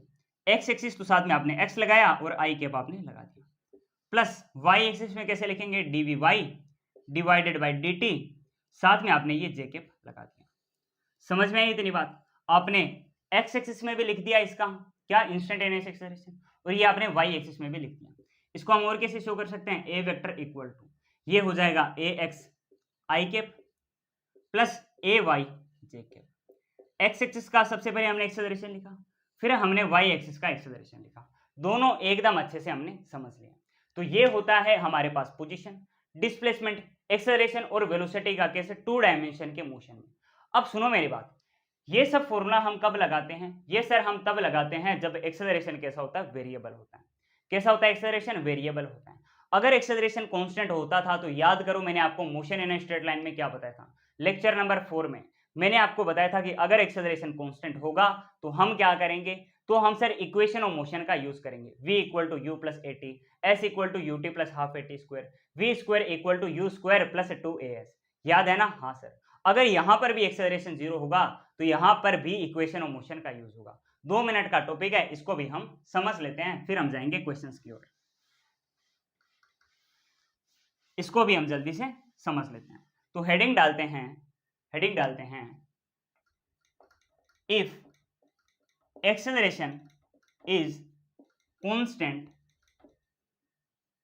In 2 dimension then we use equation of motion in 2 dimension. हम क्या करेंगे, 2 डायमेंशन में 2 एक्सिस में इक्वेशन ऑफ मोशन का यूज करेंगे। सर फिर ये तो मुश्किल टॉपिक लग रहा है। नहीं, मुश्किल कुछ नहीं है सर, क्या पिछली बार पढ़ा था वैसा ही है, एकदम वैसा ही है। मैंने क्या बोला, आपको क्या करना है, अगर आपको 2 डायमेंशन का मोशन दिखाई दे रहा है, एक डायमेंशन के 2 हिस्सों में तोड़ दोगे, एक एक्स एक्सिस का मोशन, दूसरा वाई एक्सिस का मोशन। तो आपको दोनों, एक तो एक्स एक्सिस वाले मोशन में पहले इक्वेशन ऑफ मोशन लगाकर उसको सोल्व करना है, फिर वाई एक्सिस वाले मोशन में इक्वेशन ऑफ मोशन लगाकर उसको सोल्व करना है। अगर एक्सेलरेशन कांस्टेंट है तो दोनों को सोल्व करोगे, आपस में ऐड कर दोगे, आपको 2 डायमेंशन का मोशन मिल जाएगा। तो इसके लिए आपको क्या करना है, कौन कौन सी इक्वेशन ऑफ मोशन हुआ करती थी, v equal to u plus a t हुआ करती थी सर, एक तो v equal to u plus a t हुआ करती थी, साथ में वेक्टर भी लगा देते हैं। एक तो ये इक्वेशन होती थी। सेकेंड इक्वेशन होती थी s vector equal to u vector multiplied by t plus half a vector t का स्क्वायर। एक ये होती थी इक्वेशन, और एक थर्ड इक्वेशन और होती थी, क्या होती थी, v square equal to u square plus 2as। इनके साथ में भी हम वेक्टर लगा देते हैं। ये 3 इक्वेशन हुआ करती थी मोशन की मेन यही तो होती थी। हाँ, अब इनको 2 डायमेंशन में आप कैसे पढ़ोगे, सबसे पहले आप इसको 2 डायमेंशन में कैसे पढ़ोगे, आप सबसे पहले इसमें एक्स एक्सिस पढ़ोगे, एक्स एक्सिस में आप इक्वेशन ऑफ मोशन लगाओगे। अगर 2 डायमेंशन है तो सबसे पहले आप एक्स एक्सिस में इस इक्वेशन ऑफ मोशन का यूज करोगे। कैसे लिखोगे, वेलोसिटी हो जाएगी एक्स एक्सिस की v vector equal to u हो जाएगा ux प्लस एक्सेलरेशन हो जाएगा ax, साथ में टाइम तो कोई डायरेक्शन का होता नहीं है, टाइम तो टाइम होगा। ये आपने लिख दी एक्स एक्सिस में first equation of motion. Second, अपने पास 2 डायमेंशन में कौन सी एक्सिस होगी, वाई एक्सिस, तो इसकी velocity vy equal to uy plus axt। ये आपने क्या लिखा, ये आपने फर्स्ट इक्वेशन ऑफ मोशन लिख दिया, एक्स एक्सिस में भी वाई एक्सिस में भी। जब दोनों को आपस में ऐड करोगे vx प्लस vy तो आपको 2 डायमेंशन की फाइनल वेलोसिटी मिल जाएगी। अगर इन दोनों को ऐड करोगे तो आपको क्या मिल जाएगा, आपको मिल जाएगा 2 डायमेंशन का इनिशियल वेलोसिटी। जब आप दोनों इक्वेशन को आपस में ऐड करोगे, इनको सोल्व करके जो वैल्यू आएगी उनको, तो आपको 2 डायमेंशन का मोशन मिलेगा। तो अगर 2 डायमेंशन का मोशन है, एक एक डायमेंशन में ये इक्वेशन ऑफ मोशन आप लगाते जाओ और उनको आप सोल्व करते जाओ। अब बताओ आप क्या करोगे सेकेंड इक्वेशन ऑफ मोशन में। सर सबसे पहले हम एक्स एक्सिस में लिखेंगे, क्या लिखेंगे, आप लिखेंगे एस एक्स इक्वल टू, आप लिखोगे you x t plus half a x t का स्क्वायर। बिल्कुल यही आप करने वाले। अच्छा, साथ में आप वेक्टर तो लगाते ही चलना। वाई एक्सिस में क्या करोगे, सर वाई एक्सिस में भी हम वही करेंगे, s y equal to u y t plus half a y t का स्क्वायर। बस यही काम आपको करते चलना है, यही काम आपको करते चलना है। थर्ड इक्वेशन ऑफ मोशन में आप क्या करोगे, सबसे पहले आप एक्स एक्सिस में बात करोगे, क्या बात करेंगे, सर बात सीधी से करेंगे v x square equal to u x का स्क्वायर प्लस 2 ए एक्स और साथ में एस में भी एक्स हो गया। ये आपने लिखी एक्स एक्सिस में, फिर आप क्या करोगे वाई एक्सिस में भी लिखोगे। वाई एक्सिस में आप कैसे लिखोगे, वाई में लिखेंगे सर वी वाई का square equal to u y का square plus 2 a y s y. ये हमने लिख दी थर्ड इक्वेशन ऑफ मोशन।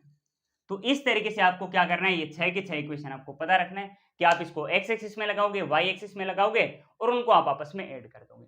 क्या इसमें कुछ भी याद रखने लायक है, नहीं सर कुछ भी याद रखने लायक है नहीं। हमको इक्वेशन ऑफ मोशन तो हमेशा से आती थी, बचपन से आती थी, बस उन्हीं को आपको 2 अलग अलग एक्सिस में लगाना है, फिर ऐड कर देना है। 2 डायमेंशन में आपने इक्वेशन ऑफ मोशन लगा दी है कांस्टेंट एक्सेलरेशन के केस में। तो ये इतना सब कुछ मैंने आपको एकदम अच्छे से पढ़ा दिया है। अब हम आज के लेक्चर पर वेस्ट कई सारे क्वेश्चन करेंगे, बिकॉज हमने जनरल 2 डायमेंशन का मोशन पढ़ लिया। जो एक्सेलरेशन, जो वेलोसिटी, जो डिस्प्लेसमेंट और जो पोजीशन हमने 1 डायमेंशन के मोशन में, मोशन इन स्ट्रेट लाइन वाले चैप्टर में पढ़ा था, वही सब कुछ हमने लेक्चर नंबर 1 में ही आज पढ़ लिया। अब हम इसके कई सारे क्वेश्चन करेंगे। पहले आप इतना नोट कर लो, फिर हम क्वेश्चन करने में लगते हैं। जनरल 2 डायमेंशन का मोशन हमने अच्छे से पढ़ तो लिया है, अब हम इसके ऊपर बेस्ड कई सारे क्वेश्चन भी सोल्व करने वाले हैं। अभी आज के लेक्चर में मैं आपको जितने भी क्वेश्चन करूंगा, ये सब के सब नीट और जेईई मेंस में प्रीवियस ईयर्स में आए हुए क्वेश्चन है। इस चैप्टर के जो मेन टॉपिक्स है प्रोजेक्टाइल, सर्कुलर और रिलेटिव वेलोसिटी इन 2 डायमेंशन, इन सब से तो क्वेश्चन आते ही है नीट और जेईई में। ये जो जनरल 2 डायमेंशन का मोशन है, इनसे भी कई बार क्वेश्चन आए हैं। आज के लेक्चर के सारे क्वेश्चन प्रीवियस ईयर के क्वेश्चन रहेंगे।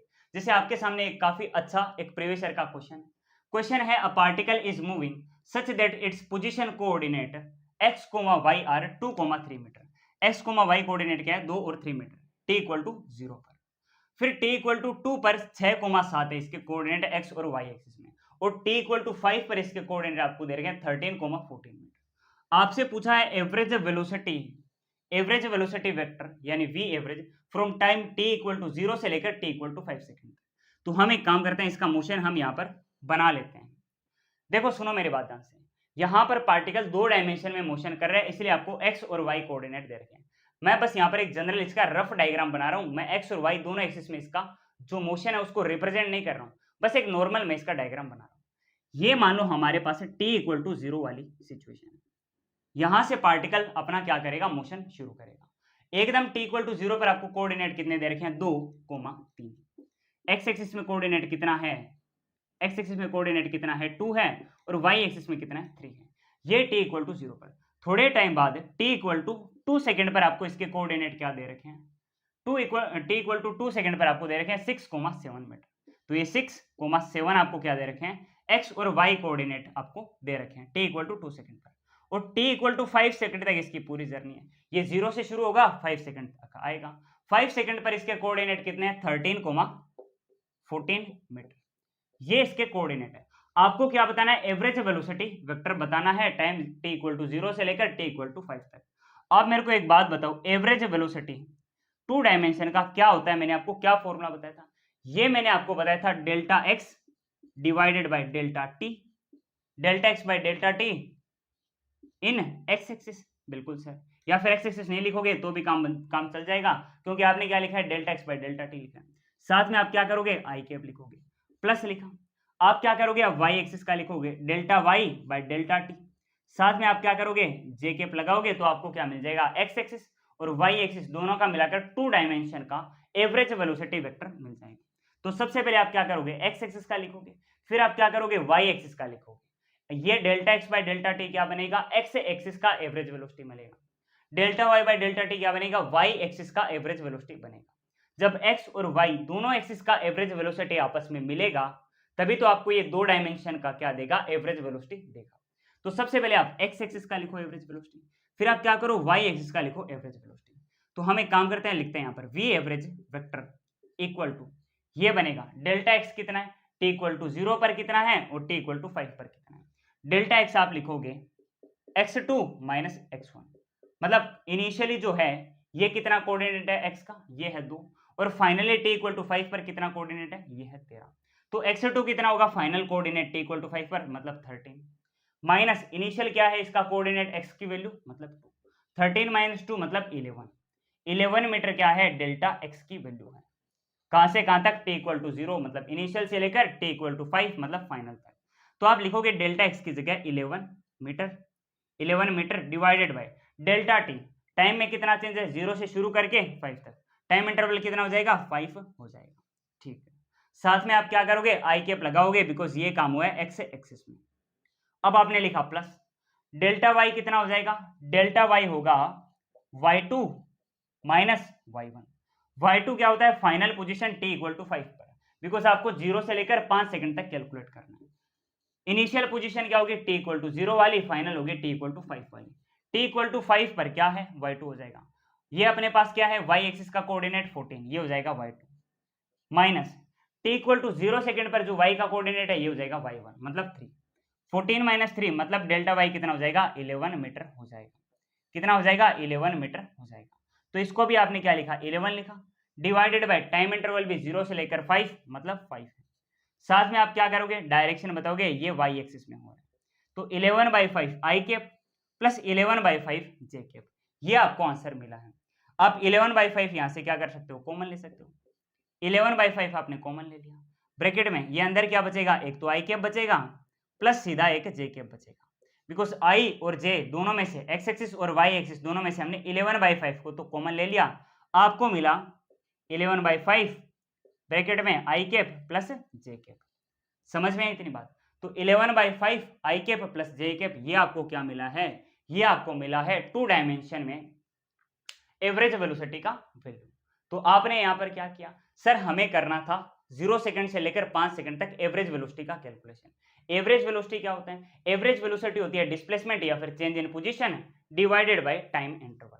तो आप क्या करोगे, सबसे पहले एक्स एक्सिस में लिखोगे change in position by time, और वाई एक्सिस में लिखोगे change in position by time. Formula मैंने आपको अभी थोड़ी देर पहले दिया ही था। तो ये फॉर्मूला में सबसे पहले आप डेल्टा एक्स लिखोगे, मतलब इनिशियली एक्स की क्या वैल्यू है, फाइनली एक्स की क्या वैल्यू है, फाइंड आउट कर ली, इनिशियली 2 है, फाइनली कितनी है 13। तो फाइनल माइनस इनिशियल करने पर आपको डेल्टा एक्स मिलेगा, वाई में भी फाइनल माइनस इनिशियल करने पर आपको क्या मिलेगा, डेल्टा वाई मिलेगा। ये फाइनल है 13 एक्स में, इनिशियल है 2, 13 माइनस 2 आपको मिला कितना, ये 11 मीटर आपको मिल गया। डेल्टा वाई कितना, फाइनल 14 इनिशियल 3, मतलब 14 माइनस 3 तो 11 मीटर आपको किसमें मिला, डेल्टा वाई मिला। तो ये लिखा आपने डेल्टा एक्स की वैल्यू 11, डेल्टा वाई की वैल्यू भी 11, डिवाइडेड बाय टाइम इंटरवल 0 से लेकर 5 सेकंड, तो आपने 5 लिखा, 11 बाई 5 11 बाई 5, तो ये 11 by 5 i cap plus J cap, आपको इसका आंसर मिल गया। ये अपना क्वेश्चन नंबर 1 एकदम अच्छे से आपने कर लिया। अब एक और शानदार बात मैं आपको बताऊं, आपने इतना करके ना ये नीट 2014 का क्वेश्चन आपने कर लिया। ये क्वेश्चन नीट 2014 में आया था, किसमें आया था, नीट 2014 में आया था। तो आपका एक तो बड़ा ही शानदार क्वेश्चन तैयार हो गया। ठीक है, तो एक वेक्टर फॉर्म का मैंने आपको एवरेज वेलोसिटी का क्वेश्चन करा दिया। अब हम आगे बढ़ते हैं, क्वेश्चन नंबर 2 करते हैं। क्वेश्चन नंबर 2 अभी हमें करना है, और ये एक ऐसा क्वेश्चन होने वाला है, क्वेश्चन नंबर 2 जो आया था आई थिंक नीट 2017 में। नीट 2017 का एक बड़ा ही आसान सा क्वेश्चन अभी हम करने वाले हैं। क्वेश्चन आपके सामने आपकी स्क्रीन पर कुछ इस तरीके से रहने वाला है कि इसमें आपको दे रखा है the x and y coordinates, x and y coordinates of the particle at any time are x equal to 5t minus 2t square and y equal to 10t respectively.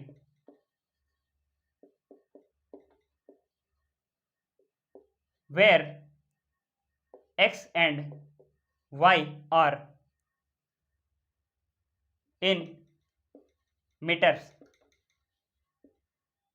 and t in second. The acceleration of particle at t equal to 2 second is, option आपके सामने है A B C D, ये रहेंगे 5 metre पर second square, -8 metre पर second square, 0 और -4 metre पर second square. सुनो क्वेश्चन में क्या दे रखा है, आपको दे रखा है एक्स और वाई कोऑर्डिनेट किसी पार्टिकल के कितने हैं, x equal to 5t minus 2t square, okay, और y equal to 10t। x कितना है 5t minus 2t square, okay, और y कोऑर्डिनेट कितने हैं, ये है 10t। x और y किस में है, मीटर में है, टाइम किस में, सेकंड में। आपको बताना है पार्टिकल का acceleration at t equal to 2 second. आपको क्या करना है, एक्सेलरेशन कैलकुलेट करना है। कैसे कैलकुलेट करो, x कोऑर्डिनेट आपको ये दे रखा है, y कोऑर्डिनेट आपको ये दे रखा है। ये x क्या है, x सर पोजीशन है, अच्छा, y क्या है, ये भी सर पोजीशन, पोजीशन बोल दो चाहे डिस्प्लेसमेंट बोल दो। x एक्सिस में ये है डिस्प्लेसमेंट, ये है y में डिस्प्लेसमेंट। जब आप dx बाई dt करोगे, मतलब जब आप इस x को टाइम के रिस्पेक्ट में डिफरेंशिएट करोगे तो आपको क्या मिलेगा, सर हमें मिलेगा यहाँ से वेलोसिटी। क्या मिलेगा, वेलोसिटी मिलेगा। अच्छा, यहाँ से आपको क्या मिलेगा, वेलोसिटी का x एक्सिस वाला कोऑर्डिनेट मिलेगा, x एक्सिस की वेलोसिटी मिलेगी, जो कितने मिल जाएगी, जब आप इसका डिफरेंशिएट करोगे तो 5t का डिफरेंशिएशन तो सिर्फ और सिर्फ 5 बचेगा यहाँ पर। अच्छा, ये 2i के अपनी, ये 2t का स्क्वायर है, ठीक है, तो 5t का आप डिफरेंशिएशन करोगे, आपको यहाँ पर क्या मिलेगा, 5 मिलेगा। पता है ना कैसे किया जाता है डिफरेंशिएशन, जब आप डिफरेंशिएशन करोगे t के ऊपर जो वैल्यू है, जो पावर है, ये आगे आ जाएगी, इसके आगे कोई पावर नहीं है, इसके ऊपर तो आपने 1 लिखा, 1 आगे आएगा, कोई फर्क नहीं पड़ेगा, और ये t में से एक क्या करेगा, इसकी पावर में से कम हो जाएगा। सुनो मेरी बात, जब आपके सामने t की पावर कुछ नहीं है तो आप लिखोगे 1, इसका डिफरेंशिएशन कैसे होगा, ये 1 आगे आ जाएगा, t की पावर 1 माइनस 1 बचेगा, 1 माइनस 1 0, किसी भी टर्म की पावर 0 तो वो टर्म में कितनी हो जाती है 1 मल्टीप्लाइड बाई 1 ही आपके सामने बचेगा, तो ये आपके पास बचा सिर्फ और सिर्फ 5। अब ये 2t स्क्वायर का डिफरेंशिएशन, ये 2 आगे आ जाएगा, 2 मल्टीप्लाइड बाई 2, ओके, t की पावर 2 माइनस 1 यहाँ पर बचेगा, 2 माइनस 1 बचेगा, मतलब सीधा t बचेगा, 2 मल्टीप्लाइड बाई 2 कितना हो जाएगा 4, तो ये बचेगा 4t। 5 माइनस 4t आपको क्या मिला, vx मिला। एक्सेलरेशन x डायरेक्शन में बताओ कैसे कैलकुलेट करेंगे। 5 तो क्या है, एक कांस्टेंट टर्म है, और कांस्टेंट टर्म का डिफरेंशिएशन कैसे कितना होगा, सर 0 होगा। अगर आपको एक्सेलरेशन x एक्सिस में कैलकुलेट करना है, एक्सेलरेशन कैसे कैलकुलेट किया जाता है, जब आप वेलोसिटी को टाइम के रिस्पेक्ट में डिफरेंशिएट करोगे, ये है वेलोसिटी की वैल्यू, बिल्कुल सर वेलोसिटी की वैल्यू, इसको आप टाइम के रिस्पेक्ट में डिफरेंशिएट कर दो, मतलब dvx बाई dt करने पर आपको एक्सेलरेशन इन x एक्सिस मिलेगा। तो सबसे पहले टर्म 5 है, 5 एक कांस्टेंट टर्म है, बिल्कुल कांस्टेंट का क्या आएगा, डिफरेंशिएशन 0 आएगा। अब ये 4t के बारे में बात करते हैं, जब आप 4 और t का करोगे डिफरेंशिएशन, तो इसमें से 4 को तो कुछ फर्क नहीं पड़ेगा, हाँ सर ये t के साथ में है, ये जो t है इसका डिफरेंशिएशन होगा, इसका डिफरेंशिएशन क्या होगा, t पावर कितनी 1 माइनस 1, t की पावर 1 माइनस 1 कितना बचेगा 0, t की पावर 0 मतलब ये टर्म कितनी हो जाएगी 1, तो 4 मल्टीप्लाइड बाई 1 मतलब सीधा 4 बचेगा, आगे इधर कुछ नहीं है, ये माइनस का माइनस आपने लगा दिया, तो आपको क्या मिला, acceleration in x direction -4 metre पर सेकेंड स्क्वायर मिला है। तो क्या सर मैं इसको टिक कर दूं, क्या मैं इसको टिक कर दूं, नहीं टिक मत करो, पहले y एक्सिस भी तो देखो, वेलोसिटी इन y डायरेक्शन क्या हो जाएगी, सर इसका डिफरेंशिएशन y का टाइम के रिस्पेक्ट में dy बाई dt क्या होगा, आप 10 लिखोगे, t का डिफरेंशिएशन सीधा 1 आएगा, तो आपने 10 मल्टीप्लाइड बाई 1 मतलब 10 लिख दिया। अच्छा, अब अगर आपको acceleration in y direction calculate करना है, वो क्या होगा, सर वेलोसिटी इन y डायरेक्शन का आप टाइम के रिस्पेक्ट में डिफरेंशिएशन कर दो, वेलोसिटी इन y डायरेक्शन की वैल्यू कितनी है, ये देखो 10 तो एक कांस्टेंट टर्म है, कांस्टेंट टर्म का डिफरेंशिएशन कितना आएगा 0, तो एक्सेलरेशन इन y डायरेक्शन कितना है 0 है। समझ में आई इतनी बात। अगर आपको नेट एक्सेलरेशन लिखना है, हाँ सर अगर आपको नेट एक्सेलरेशन लिखना है कितने में, टाइम इक्वल टू 2 सेकंड में। अब देखो दोस्तों यहाँ पर तो टाइम का कोई टर्म है नहीं, अगर इसमें 4 के साथ में t होता तो हम t की जगह 2 लिखते और कुछ आंसर आता, है ना। टाइम का कोई टर्म है नहीं, सीधा सीधा आपको constant acceleration -4 metre per second square मिला हुआ है। अगर आपको नेट एक्सेलरेशन लिखना है, आप क्या करोगे, ax i कैप लिखोगे प्लस ay j कैप आप लिखोगे, y एक्सिस में तो एक्सेलरेशन 0 है, तो ये पूरी की पूरी टर्म कैंसिल। ए वेक्टर कितना हो जाएगा ax i कैप, या फिर आप इसको क्या लिखोगे -4, ax की जगह आपने -4 लिख दिया, साथ में i कैप भी आप लगा सकते हो। ये क्या हो जाएगा मीटर पर सेकंड स्क्वायर में आंसर हो जाएगा। कौन सा ऑप्शन, ये रहा -4 मीटर पर सेकंड स्क्वायर। आपको मिल गया आंसर। कर लिया ये क्वेश्चन? हाँ सर। आसान था या मुश्किल था? सर आसान था, ज्यादा मुश्किल नहीं था। तो ये क्वेश्चन आया था नीट 2017 में मेरे दोस्त। कब आया था? नीट 2017 में आया था। तो नीट 2014 का और 17 का क्वेश्चन आपने एकदम अच्छे से कर लिया, समझ लिया। आगे बढ़ते हैं, हम करते हैं क्वेश्चन नंबर 3। आगे बढ़ते हैं, हम करते हैं क्वेश्चन नंबर 3। ओके, इसको रखता हूं साइड में और हम अभी समझते हैं क्वेश्चन नंबर 3। क्वेश्चन नंबर 3 आपके सामने आपकी स्क्रीन पर कुछ इस तरीके से है। हाँ, ये भी प्रीवियस ईयर का क्वेश्चन है। अब ये कौन से साल में आया था ये यार मेरे को कंफर्म नहीं है, और ये रिपीट भी हुआ था पता है एक बार। Question number 3, a particle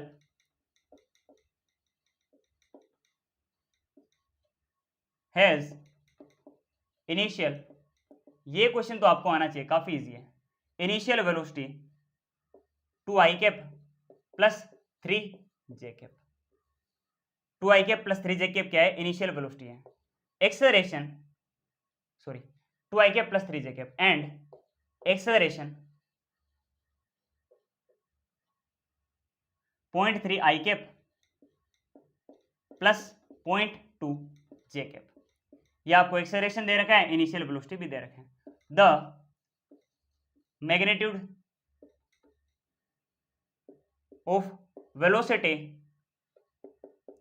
after 10 second is, 10 second बाद वेलोसिटी का मैग्नीट्यूड क्या होगा ये आपको बताना है।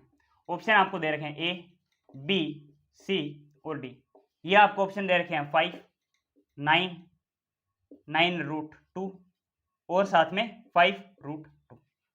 यूनिट में आपको इसकी वैल्यू दे रखी है। ध्यान से देखो, आपको मीटर पर सेकंड और इस तरह से करके कोई वैल्यू दे ही नहीं रखी, मीटर पर सेकंड स्क्वायर, तो आपको इसके साथ में कोई दूसरी यूनिट लगाकर दे नहीं रखी। 5, 9, 9√2 और 5√2, ये चार आपके सामने यूनिट है। अब मेरी बात आप ध्यान से सुनो, ये क्वेश्चन है कांस्टेंट एक्सेलरेशन से रिलेटेड। कैसे सर? ध्यान से देखो, आपको एक तो इनिशियल वेलोसिटी की जो वैल्यू है ये कितनी दे रखी है, u होता है इनिशियल वेलोसिटी, इसकी आपको वैल्यू दे रखी है 2i cap plus 3j cap. मतलब ये है x एक्सिस का इनिशियल वेलोसिटी ux और ये है y एक्सिस का इनिशियल वेलोसिटी uy। सर कैसे पता चला? i कैप लगाया मतलब ये x एक्सिस का इनिशियल वेलोसिटी तो है ही, तो मैंने लिखा ux। j लगाया मतलब ये y एक्सिस का है और u में है तो ये इनिशियल वेलोसिटी तो है ही। तो ये क्या है? y एक्सिस का इनिशियल वेलोसिटी, ये x एक्सिस का। और एक्सेलरेशन आपको कितना दे रखा है? 0.3i cap plus 0.2j cap. Acceleration आपको कितना दे रखा है? ये आपको दे रखा है 0.3i cap plus 0.2j cap. ये 0.3i कैप क्या है? ये x एक्सिस का एक्सेलरेशन, और ये 0.2j कैप क्या है? y एक्सिस का एक्सेलरेशन। अब ध्यान से देखो, साथ में आपको टाइम और कुछ भी दिखाई दे रहा है? 0.3t या फिर ऐसा कुछ दिखाई दे रहा है? नहीं सर, नहीं दे रहा। मतलब टाइम के अकॉर्डिंग ये एक्सेलरेशन वेरी नहीं करेगा, इतना ही रहेगा। x एक्सिस में 0.3 रहेगा, y एक्सिस में 0.2 रहेगा, इतना ही तो रहेगा। हाँ सर, तो ये जो एक्सेलरेशन है ये कैसा है? कांस्टेंट है। Constant acceleration. आपसे पूछा है वेलोसिटी आफ्टर 10 सेकेंड, मतलब आपसे पूछा है v वेक्टर की वैल्यू आफ्टर 10 सेकेंड। v पूछा है, u पता है, a पता है, टाइम t की वैल्यू आपको कितनी दे रखी है? 10 सेकेंड। t इक्वल टू कितना है? 10 second. v equal to u plus at लगाओ और 10 सेकेंड बाद आप वेलोसिटी पता कर लो, बिकॉज यहाँ पर कांस्टेंट क्या है? एक्सेलरेशन। इसका मतलब यहाँ पर इक्वेशन ऑफ मोशन आप लगा सकते हो। एक्सेलरेशन कांस्टेंट है तो आप इक्वेशन ऑफ मोशन लगा सकते हो। सबसे पहले एक काम करो, इसके मोशन को आप दो हिस्सों में तोड़ो, एक x एक्सिस में, दूसरा y एक्सिस में, फिर दोनों को आप साथ में ऐड कर देना। तो आप क्या करोगे? सबसे पहले वेलोसिटी इन x एक्सिस वाला लगाओ formula, vx equal to ux plus axt। First equation of motion हमने x एक्सिस में लगाई है, x एक्सिस में लगाई है। vx की वैल्यू हमें कैलकुलेट करनी है, मतलब 10 सेकंड बाद x एक्सिस में क्या वेलोसिटी है? इनिशियली कितनी है? x एक्सिस में 2 है, 2 प्लस x एक्सिस में एक्सेलरेशन कितना है? 0.3 है। कितने टाइम बाद कैलकुलेट करना है? 10 सेकंड बाद। तो 0.3 मल्टीप्लाइड बाय 10 कितना हो जाएगा? 3। 3 प्लस 2 कितना हो जाएगा? vx इक्वल टू 5 मीटर पर, चलो इसकी वैल्यू तो हमें दे नहीं रखी ना यूनिट के मीटर पर सेकंड जैसे। अच्छा, अब हम y एक्सिस में लगाएंगे। क्या करेंगे? y एक्सिस में हम यही इक्वेशन ऑफ मोशन लगाएंगे। V y equal to u y plus a y t, y axis में first equation of motion. V y आपको कैलकुलेट करना है, यू वाई का वैल्यू कितना है 3 है, प्लस ए वाई की वैल्यू कितनी है 0.2 है, मल्टीप्लाइड बाई कितने टाइम में 10 सेकेंड में। 0.2 मल्टीप्लाइड बाई 10 मतलब 2, 2 प्लस 3 मतलब वी वाई का वैल्यू कितना हो गया 5 हो गया है। तो 10 सेकेंड बाद बॉडी का एक्स एक्सिस में वेलोसिटी कितना है, एक्स एक्सिस में वेलोसिटी है 5, वाई एक्सिस में भी वेलोसिटी कितना है 5 है। अगर आपको बॉडी का टोटल वेलोसिटी लिखना है तो आप क्या करोगे, सर हम टोटल वेलोसिटी लिखेंगे बॉडी का v x i cap plus v y j cap करके, मतलब एक्स एक्सिस का और वाई एक्सिस का वेलोसिटी मिलाकर। वी वेक्टर कितना हो जाएगा, वी एक्स की value 5 i cap plus v y के वैल्यू भी कितना है 5 जे cap.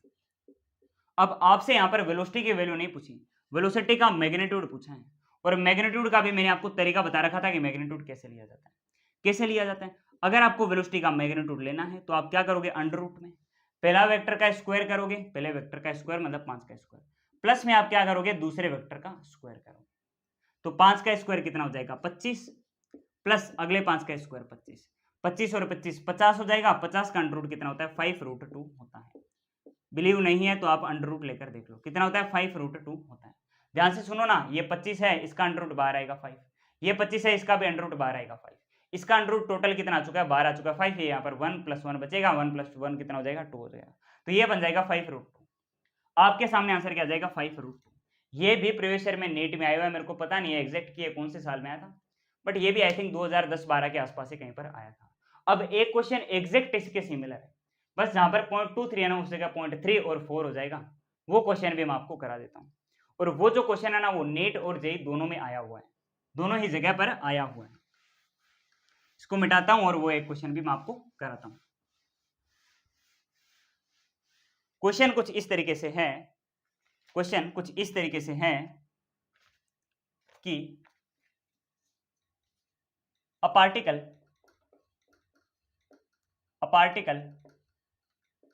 has initial velocity 3 I cap plus 4 j cap and acceleration 0.4 I cap plus 0.3 j cap। अब बताओ सिमिलर है या नहीं, हाँ सर है, जहां पर 2 और 3 था वहां पर क्या किया है 3 और 4 किया है। Its speed after 10 second is, सोच लो एकदम सेम टू सेम है। ये क्वेश्चन जेईई 2009 में पूछा गया है, जेईई 2009 में, और तो और ये एआईपीएमटी में भी पूछा गया पास्ट ईयर में, कौन से साल में आया था ये तो ठीक से याद नहीं है, ठीक है, जेईई 2009 में जरूर आया था। इसके अंदर भी आपको ऑप्शन दे रखे हैं ए बी सी और डी। ऑप्शन है 10, 7, 7√2 और 8.5 यूनिट्स। इसकी भी वैल्यू यूनिट्स में दे रखी है, बिकॉज देखो ना ध्यान से, आपको मीटर पर सेकंड जैसा कुछ भी दे नहीं रखा है वेलोसिटी में। आपको इसका आंसर बताना है। अब बताओ क्या आपको मेहनत करने की जरूरत है, नहीं सर, नहीं करनी सर। सबसे पहले एक्स एक्सिस में vx equal to ux plus ax t लिखा। क्या करोगे, vx इक्वल टू ux की वैल्यू क्या है, इनिशियल वेलोसिटी एक्स एक्सिस में आई कैप वाली कितनी है 3 है, प्लस ax की वैल्यू एक्सेलरेशन की एक्स एक्सिस आई कैप के साथ में वैल्यू 0.4 है, मल्टीप्लाइड बाय टाइम कितना है 10 सेकंड, 4.4 मल्टीप्लाइड बाय 10 मतलब 4, 4 + 3 कितना हो जाएगा 7 हो जाएगा। vx कितना हो गया 7, y एक्सिस में लगाते हैं, vy equal to uy plus ay t, vy equal to uy की वैल्यू कितनी है y एक्सिस में, इनिशियल वेलोसिटी कितनी है 4 है, प्लस y एक्सिस में एक्सेलरेशन कितना है 0.3 है, मल्टीप्लाइड बाय टाइम कितना है 10 सेकेंड, 0.3 मल्टीप्लाइड बाय 10 मतलब 3 हो जाएगा, 3 + 4 कितना हो जाएगा 7 हो जाएगा, 7 हो जाएगा। तो आपको वेलोसिटी वेक्टर कितना मिला, आपको ये वेलोसिटी मिला 7 आई कैप प्लस 7 जे कैप। समझ में आई इतनी बात, हाँ सर। अगर इस वेलोसिटी का मैग्नीट्यूड निकालना है तो आप क्या करोगे, एक का 7 का स्क्वायर करोगे प्लस दूसरे 7 का भी स्क्वायर करोगे। समझ में आ रही है इतनी बात, हाँ सर। दोनों के दोनों 7 का स्क्वायर करने पे कितना बन जाएगा, ये बन जाएगा 49 प्लस 49। यहां से आप 49 के अंडर रूट को बाहर लोगे, अंडर रूट 49 कितना आएगा 7 बाहर आ जाएगा, अंदर क्या बचेगा, कुछ नहीं बचेगा, 1 इस तरफ बचेगा, 1 इस तरफ बचेगा, 1 + 1 2 बचेगा, 1 + 1 2 बचेगा, तो ये आ जाएगा 7 रूट। ये बात आप इस तरीके से भी समझ सकते हो, जब आप कोई भी दो सेम टर्म है उनको ऐड करके उनका अंडर रूट लेते हो तो ये साथ में वो टर्म बाहर आ जाएगी और उसका रूट 2 बचेगा। जैसे पहले मैंने आपको 5 के स्क्वायर का और 5 के स्क्वायर का अंडर रूट लेकर बताया था, वो 5 रूट 2 आया था। वैसे यहीं पर 7 के स्क्वायर का और 7 के स्क्वायर का अंडर रूट लेने को बोला, तो ये 7 रूट 2 यहाँ पर आ गया है। ठीक है, नॉर्मल कैलकुलेशन तो जानते हो ना यार मैथमेटिक्स, बस तो इतना सब कुछ आपको करना था, 7 रूट 2 आपको आंसर में मिल गया। तो ये 4 काफी अच्छे और बेसिक क्वेश्चन मैंने आपको करा दिए। ये क्वेश्चन भी जेईई में भी, नीट में भी आया हुआ है और इसके सिमिलर क्वेश्चन इससे जस्ट पहले मैंने आपको कराया था। अब एक दो और क्वेश्चन हम कर लेते हैं, पहले आप इसको नोट कर लीजिए। अब आपके सामने ये है question number 5। Question number 5 JEE 2019 exam में आया था, कांस्टेंट एक्सेलरेशन पर बेस्ड है। आपको वही काम करना है, क्या काम करना है, इक्वेशन ऑफ मोशन लगानी है 2 डायमेंशन में। सेकंड इक्वेशन ऑफ मोशन यहाँ पर लगेगी और आंसर आएगा, ये हिंट मैंने आपको दे दिया। मैं आपको रेकमेंड करूंगा एक बार आप इस लेक्चर को पॉज करो और खुद से ये क्वेश्चन आप ट्राई करो। अगर आपसे क्वेश्चन बनता है तो बहुत अच्छी बात है, अगर नहीं बनता है तो अभी मैं आपको इसका सॉल्यूशन कराने वाला हूँ। एक सेकंड के लिए मैं साइड में हट जाता हूँ, आपको ये क्वेश्चन खुद से अटेम्प्ट करना है। लेक्चर को पॉज करो, इसको आप ट्राई करो। अभी देखो मैं इसका सॉल्यूशन कराना आपको शुरू करता हूँ। देखो क्वेश्चन पढ़ जाए सबसे पहले।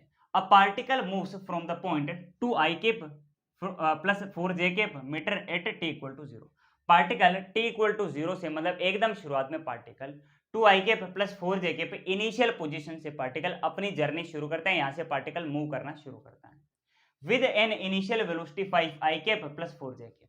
पार्टिकल कुछ ना कुछ इनिशियल वेलोसिटी कितना 5i cap plus 4j cap metre per second के साथ अपनी जर्नी को शुरू करता है t इक्वल टू 0 से। It is acted up on by a constant force which produces a constant acceleration. Particle के पास क्या है, कांस्टेंट एक्सेलरेशन भी है। कितना है, कांस्टेंट एक्सेलरेशन है 4i cap plus 4j cap. आपको क्या करना है, what is the distance of the particle from the origin at a time t equal to 2 second.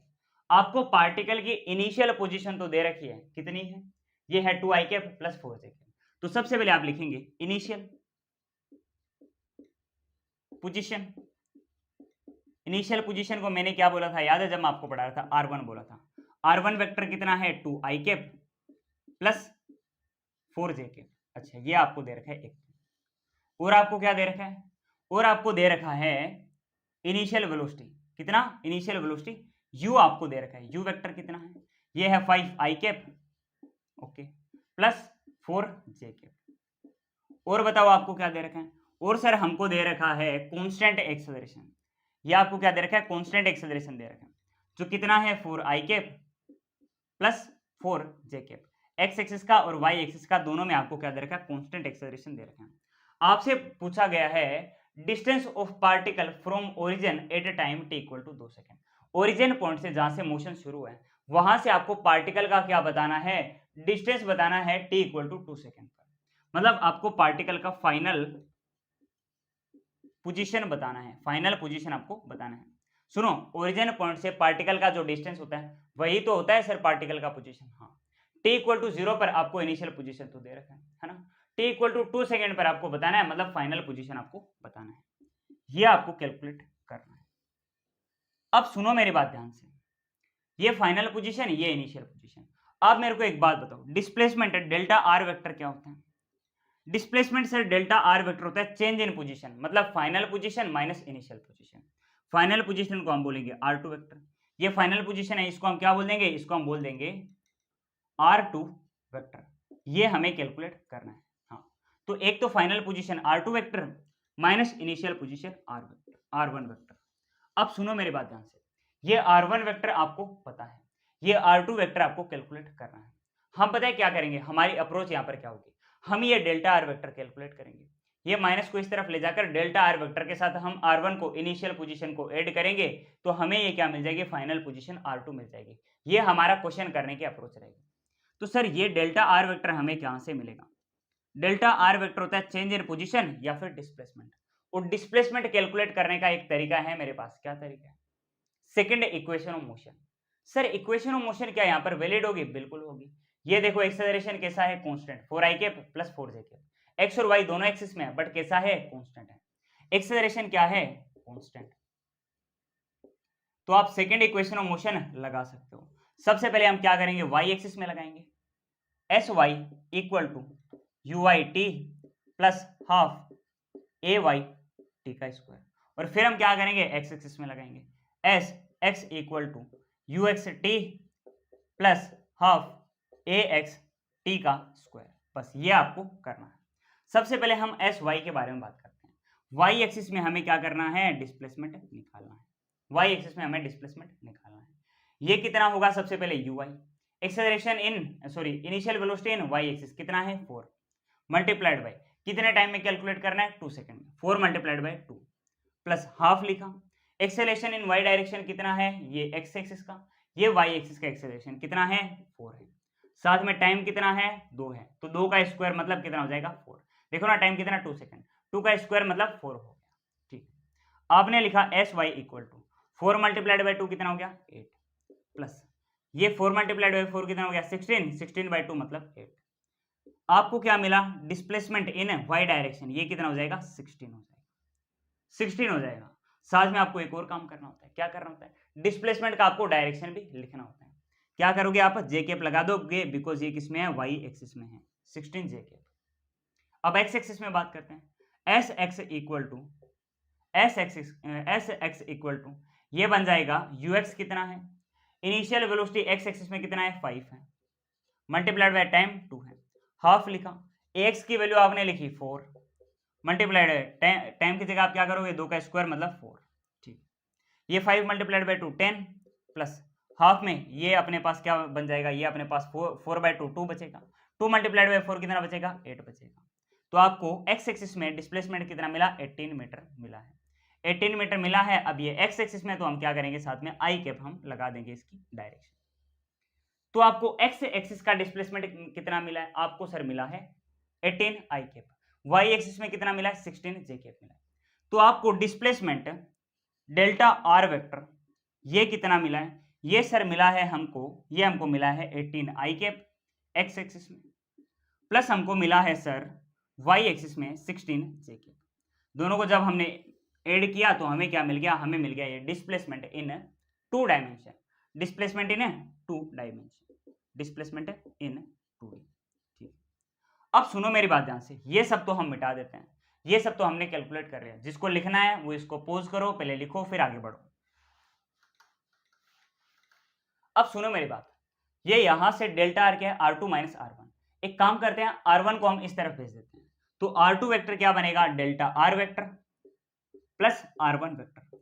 अब सुनो मेरी बात, R2 है फाइनल पोजीशन जो हमें निकालना है, डेल्टा आर अभी अभी हमने निकाला, R1 इनिशियल पोजीशन जो हमें दे रखी है, इनिशियल पोजीशन ये, तो आप लिखोगे R2 वेक्टर इक्वल टू, सबसे पहले डेल्टा आर की वैल्यू 18 आई कैप प्लस 16 जे कैप, प्लस में आप क्या लिखोगे, ये इनिशियल पोजीशन आप लिखोगे, कितनी हो जाएगी 2 i cap plus 4 j cap, 2 i cap plus 4 j cap.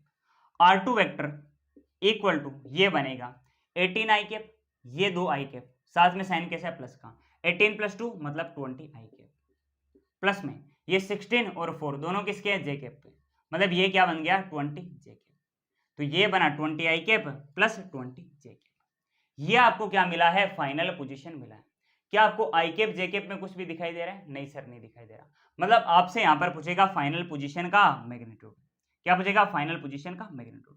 तो R2 वेक्टर का मोड कैसे लोगे, सबसे पहले सर हम अंडर रूट लिखेंगे, अंडर रूट में ये पहला वेक्टर इसका स्क्वायर करोगे, ओके, प्लस क्या करेंगे दूसरे ये जो अपने पास है वेक्टर इसका हम स्क्वायर करेंगे, हमें क्या मिलेगा, ये 20 का स्क्वायर प्लस 20 का स्क्वायर मिलेगा, इसका अंडर रूट हमें मिलेगा, 20 का स्क्वायर कितना हो जाएगा 400 हो जाएगा, प्लस अगले 20 का स्क्वायर कितना हो जाएगा 400, 4 प्लस 400 हमें क्या मिलेगा, R2 वेक्टर का मोड ये हमें मिलेगा अंडर रूट 800, और 800 का जो अंडर रूट होगा वो बनेगा 20√2, चाहो तो कैलकुलेट करके देख लेना, आंसर आपको क्या मिलेगा 20√2 मिलेगा। तो ये जेई 2019 का एक बड़ा ही अच्छा क्वेश्चन है, जेई मेंस में आया था। अगर आपसे ये क्वेश्चन नहीं हुआ है सोल्व तो आप पहले यहाँ से देखिए, फिर एक बार मेरे कहने पर अपने हाथ से बिना देखे दोबारा भी सोल्व करके देखना, आपका काफी बढ़िया से कॉन्सेप्ट तैयार हो जाएगा। अब हम आज का लास्ट क्वेश्चन करते हैं, अब हम आज का लास्ट क्वेश्चन करते हैं, ये भी आपको कुछ सिखा कर जाएगा, हर एक क्वेश्चन इनमें से आपको कुछ ना कुछ सिखा रहा है। तो लास्ट क्वेश्चन हम करेंगे, लास्ट क्वेश्चन कुछ इस तरीके से है कि a body is moving with velocity 30 meter per second towards east after 10 seconds its velocity becomes 40 meter per second 40 meter per second towards north the average acceleration of body is body का average acceleration कितना है। आपके सामने option है 1 metre पर second square, 7 metre पर second square, √7 metre पर second square और 5 मीटर पर सेकेंड स्क्वायर। बताओ क्या आएगा इसका आंसर, ये आपको बताना है। अब सुनो क्वेश्चन में हमें क्या दे रखा है कि बॉडी क्या करेगी, पहले 30 मीटर पर सेकंड के साथ में 30 मीटर पर सेकंड के साथ में ईस्ट डायरेक्शन में मोशन करेगी। ईस्ट मतलब इस तरफ होती है डायरेक्शन। फिर बॉडी क्या करेगी 40 मीटर पर सेकंड के साथ में नॉर्थ डायरेक्शन में बॉडी मोशन करेगी। ये नॉर्थ है, ये ईस्ट है। नॉर्थ मतलब देखो ऊपर की तरफ है, ये वाई एक्सिस में है। ईस्ट मतलब ये देखो इस तरफ है, एक्स एक्सिस में है। तो सबसे पहले हमें क्या मिला कि बॉडी क्या करेगी, पूरा जो अपना मोशन करेगी वेलोसिटी वेक्टर, ये क्या होगा बॉडी के पूरे मोशन का वेलोसिटी, ये होगा सबसे पहले 30 metre per second x axis में मतलब 30 आई कैप। फिर बॉडी क्या करेगी, आगे नॉर्थ में चलेगी। कैसा चलेगी, 40 मीटर पर सेकंड के साथ, तो 40 लिखा। और ये जो नॉर्थ है ये किस में है, वाई एक्सिस में, तो इसको हम क्या लिखेंगे, जे कैप। तो बॉडी अपने मोशन के दौरान वेलोसिटी कैसे करेगी, बॉडी चलेगी सर 30 आई कैप में मतलब 30 metre per second x axis में। फिर बॉडी 40 मीटर पर सेकंड चलेगी नॉर्थ में, तो इसको हमने लिख दिया 40 जे कैप। ये बॉडी की पूरी वेलोसिटी, ये बॉडी की क्या है, पूरी की पूरी वेलोसिटी। अब आपको क्या करना है, ए एवरेज कैलकुलेट करना है। क्या करना है, एवरेज एक्सेलरेशन आपको कैलकुलेट करना है। एवरेज एक्सेलरेशन के बारे में मैंने आपको क्या बताया था, delta v by delta t x axis में, साथ में हमने आई कैप लिखा, ये होता है plus delta v y axis divided by delta t j cap, ये होता है एवरेज एक्सेलरेशन। बताया था ना, हाँ सर। मतलब ये कि change in velocity divided by time interval x axis का, और साथ में change in velocity divided by time किसका, अपने पास वाई एक्सिस का, पहले एक्स एक्सिस का फिर वाई एक्सिस का। तो हम एक्सेलरेशन एवरेज कैसे कैलकुलेट करेंगे, सबसे पहले हमें क्या करना है, एक्स एक्सिस का चेंज इन वेलोसिटी बताना है। यहां से पार्टिकल शुरू करेगा, बिल्कुल सर शुरू करेगा, और फिर ये क्या करेगा, ये अपने पास 30 मीटर पर सेकंड के साथ में चलेगा।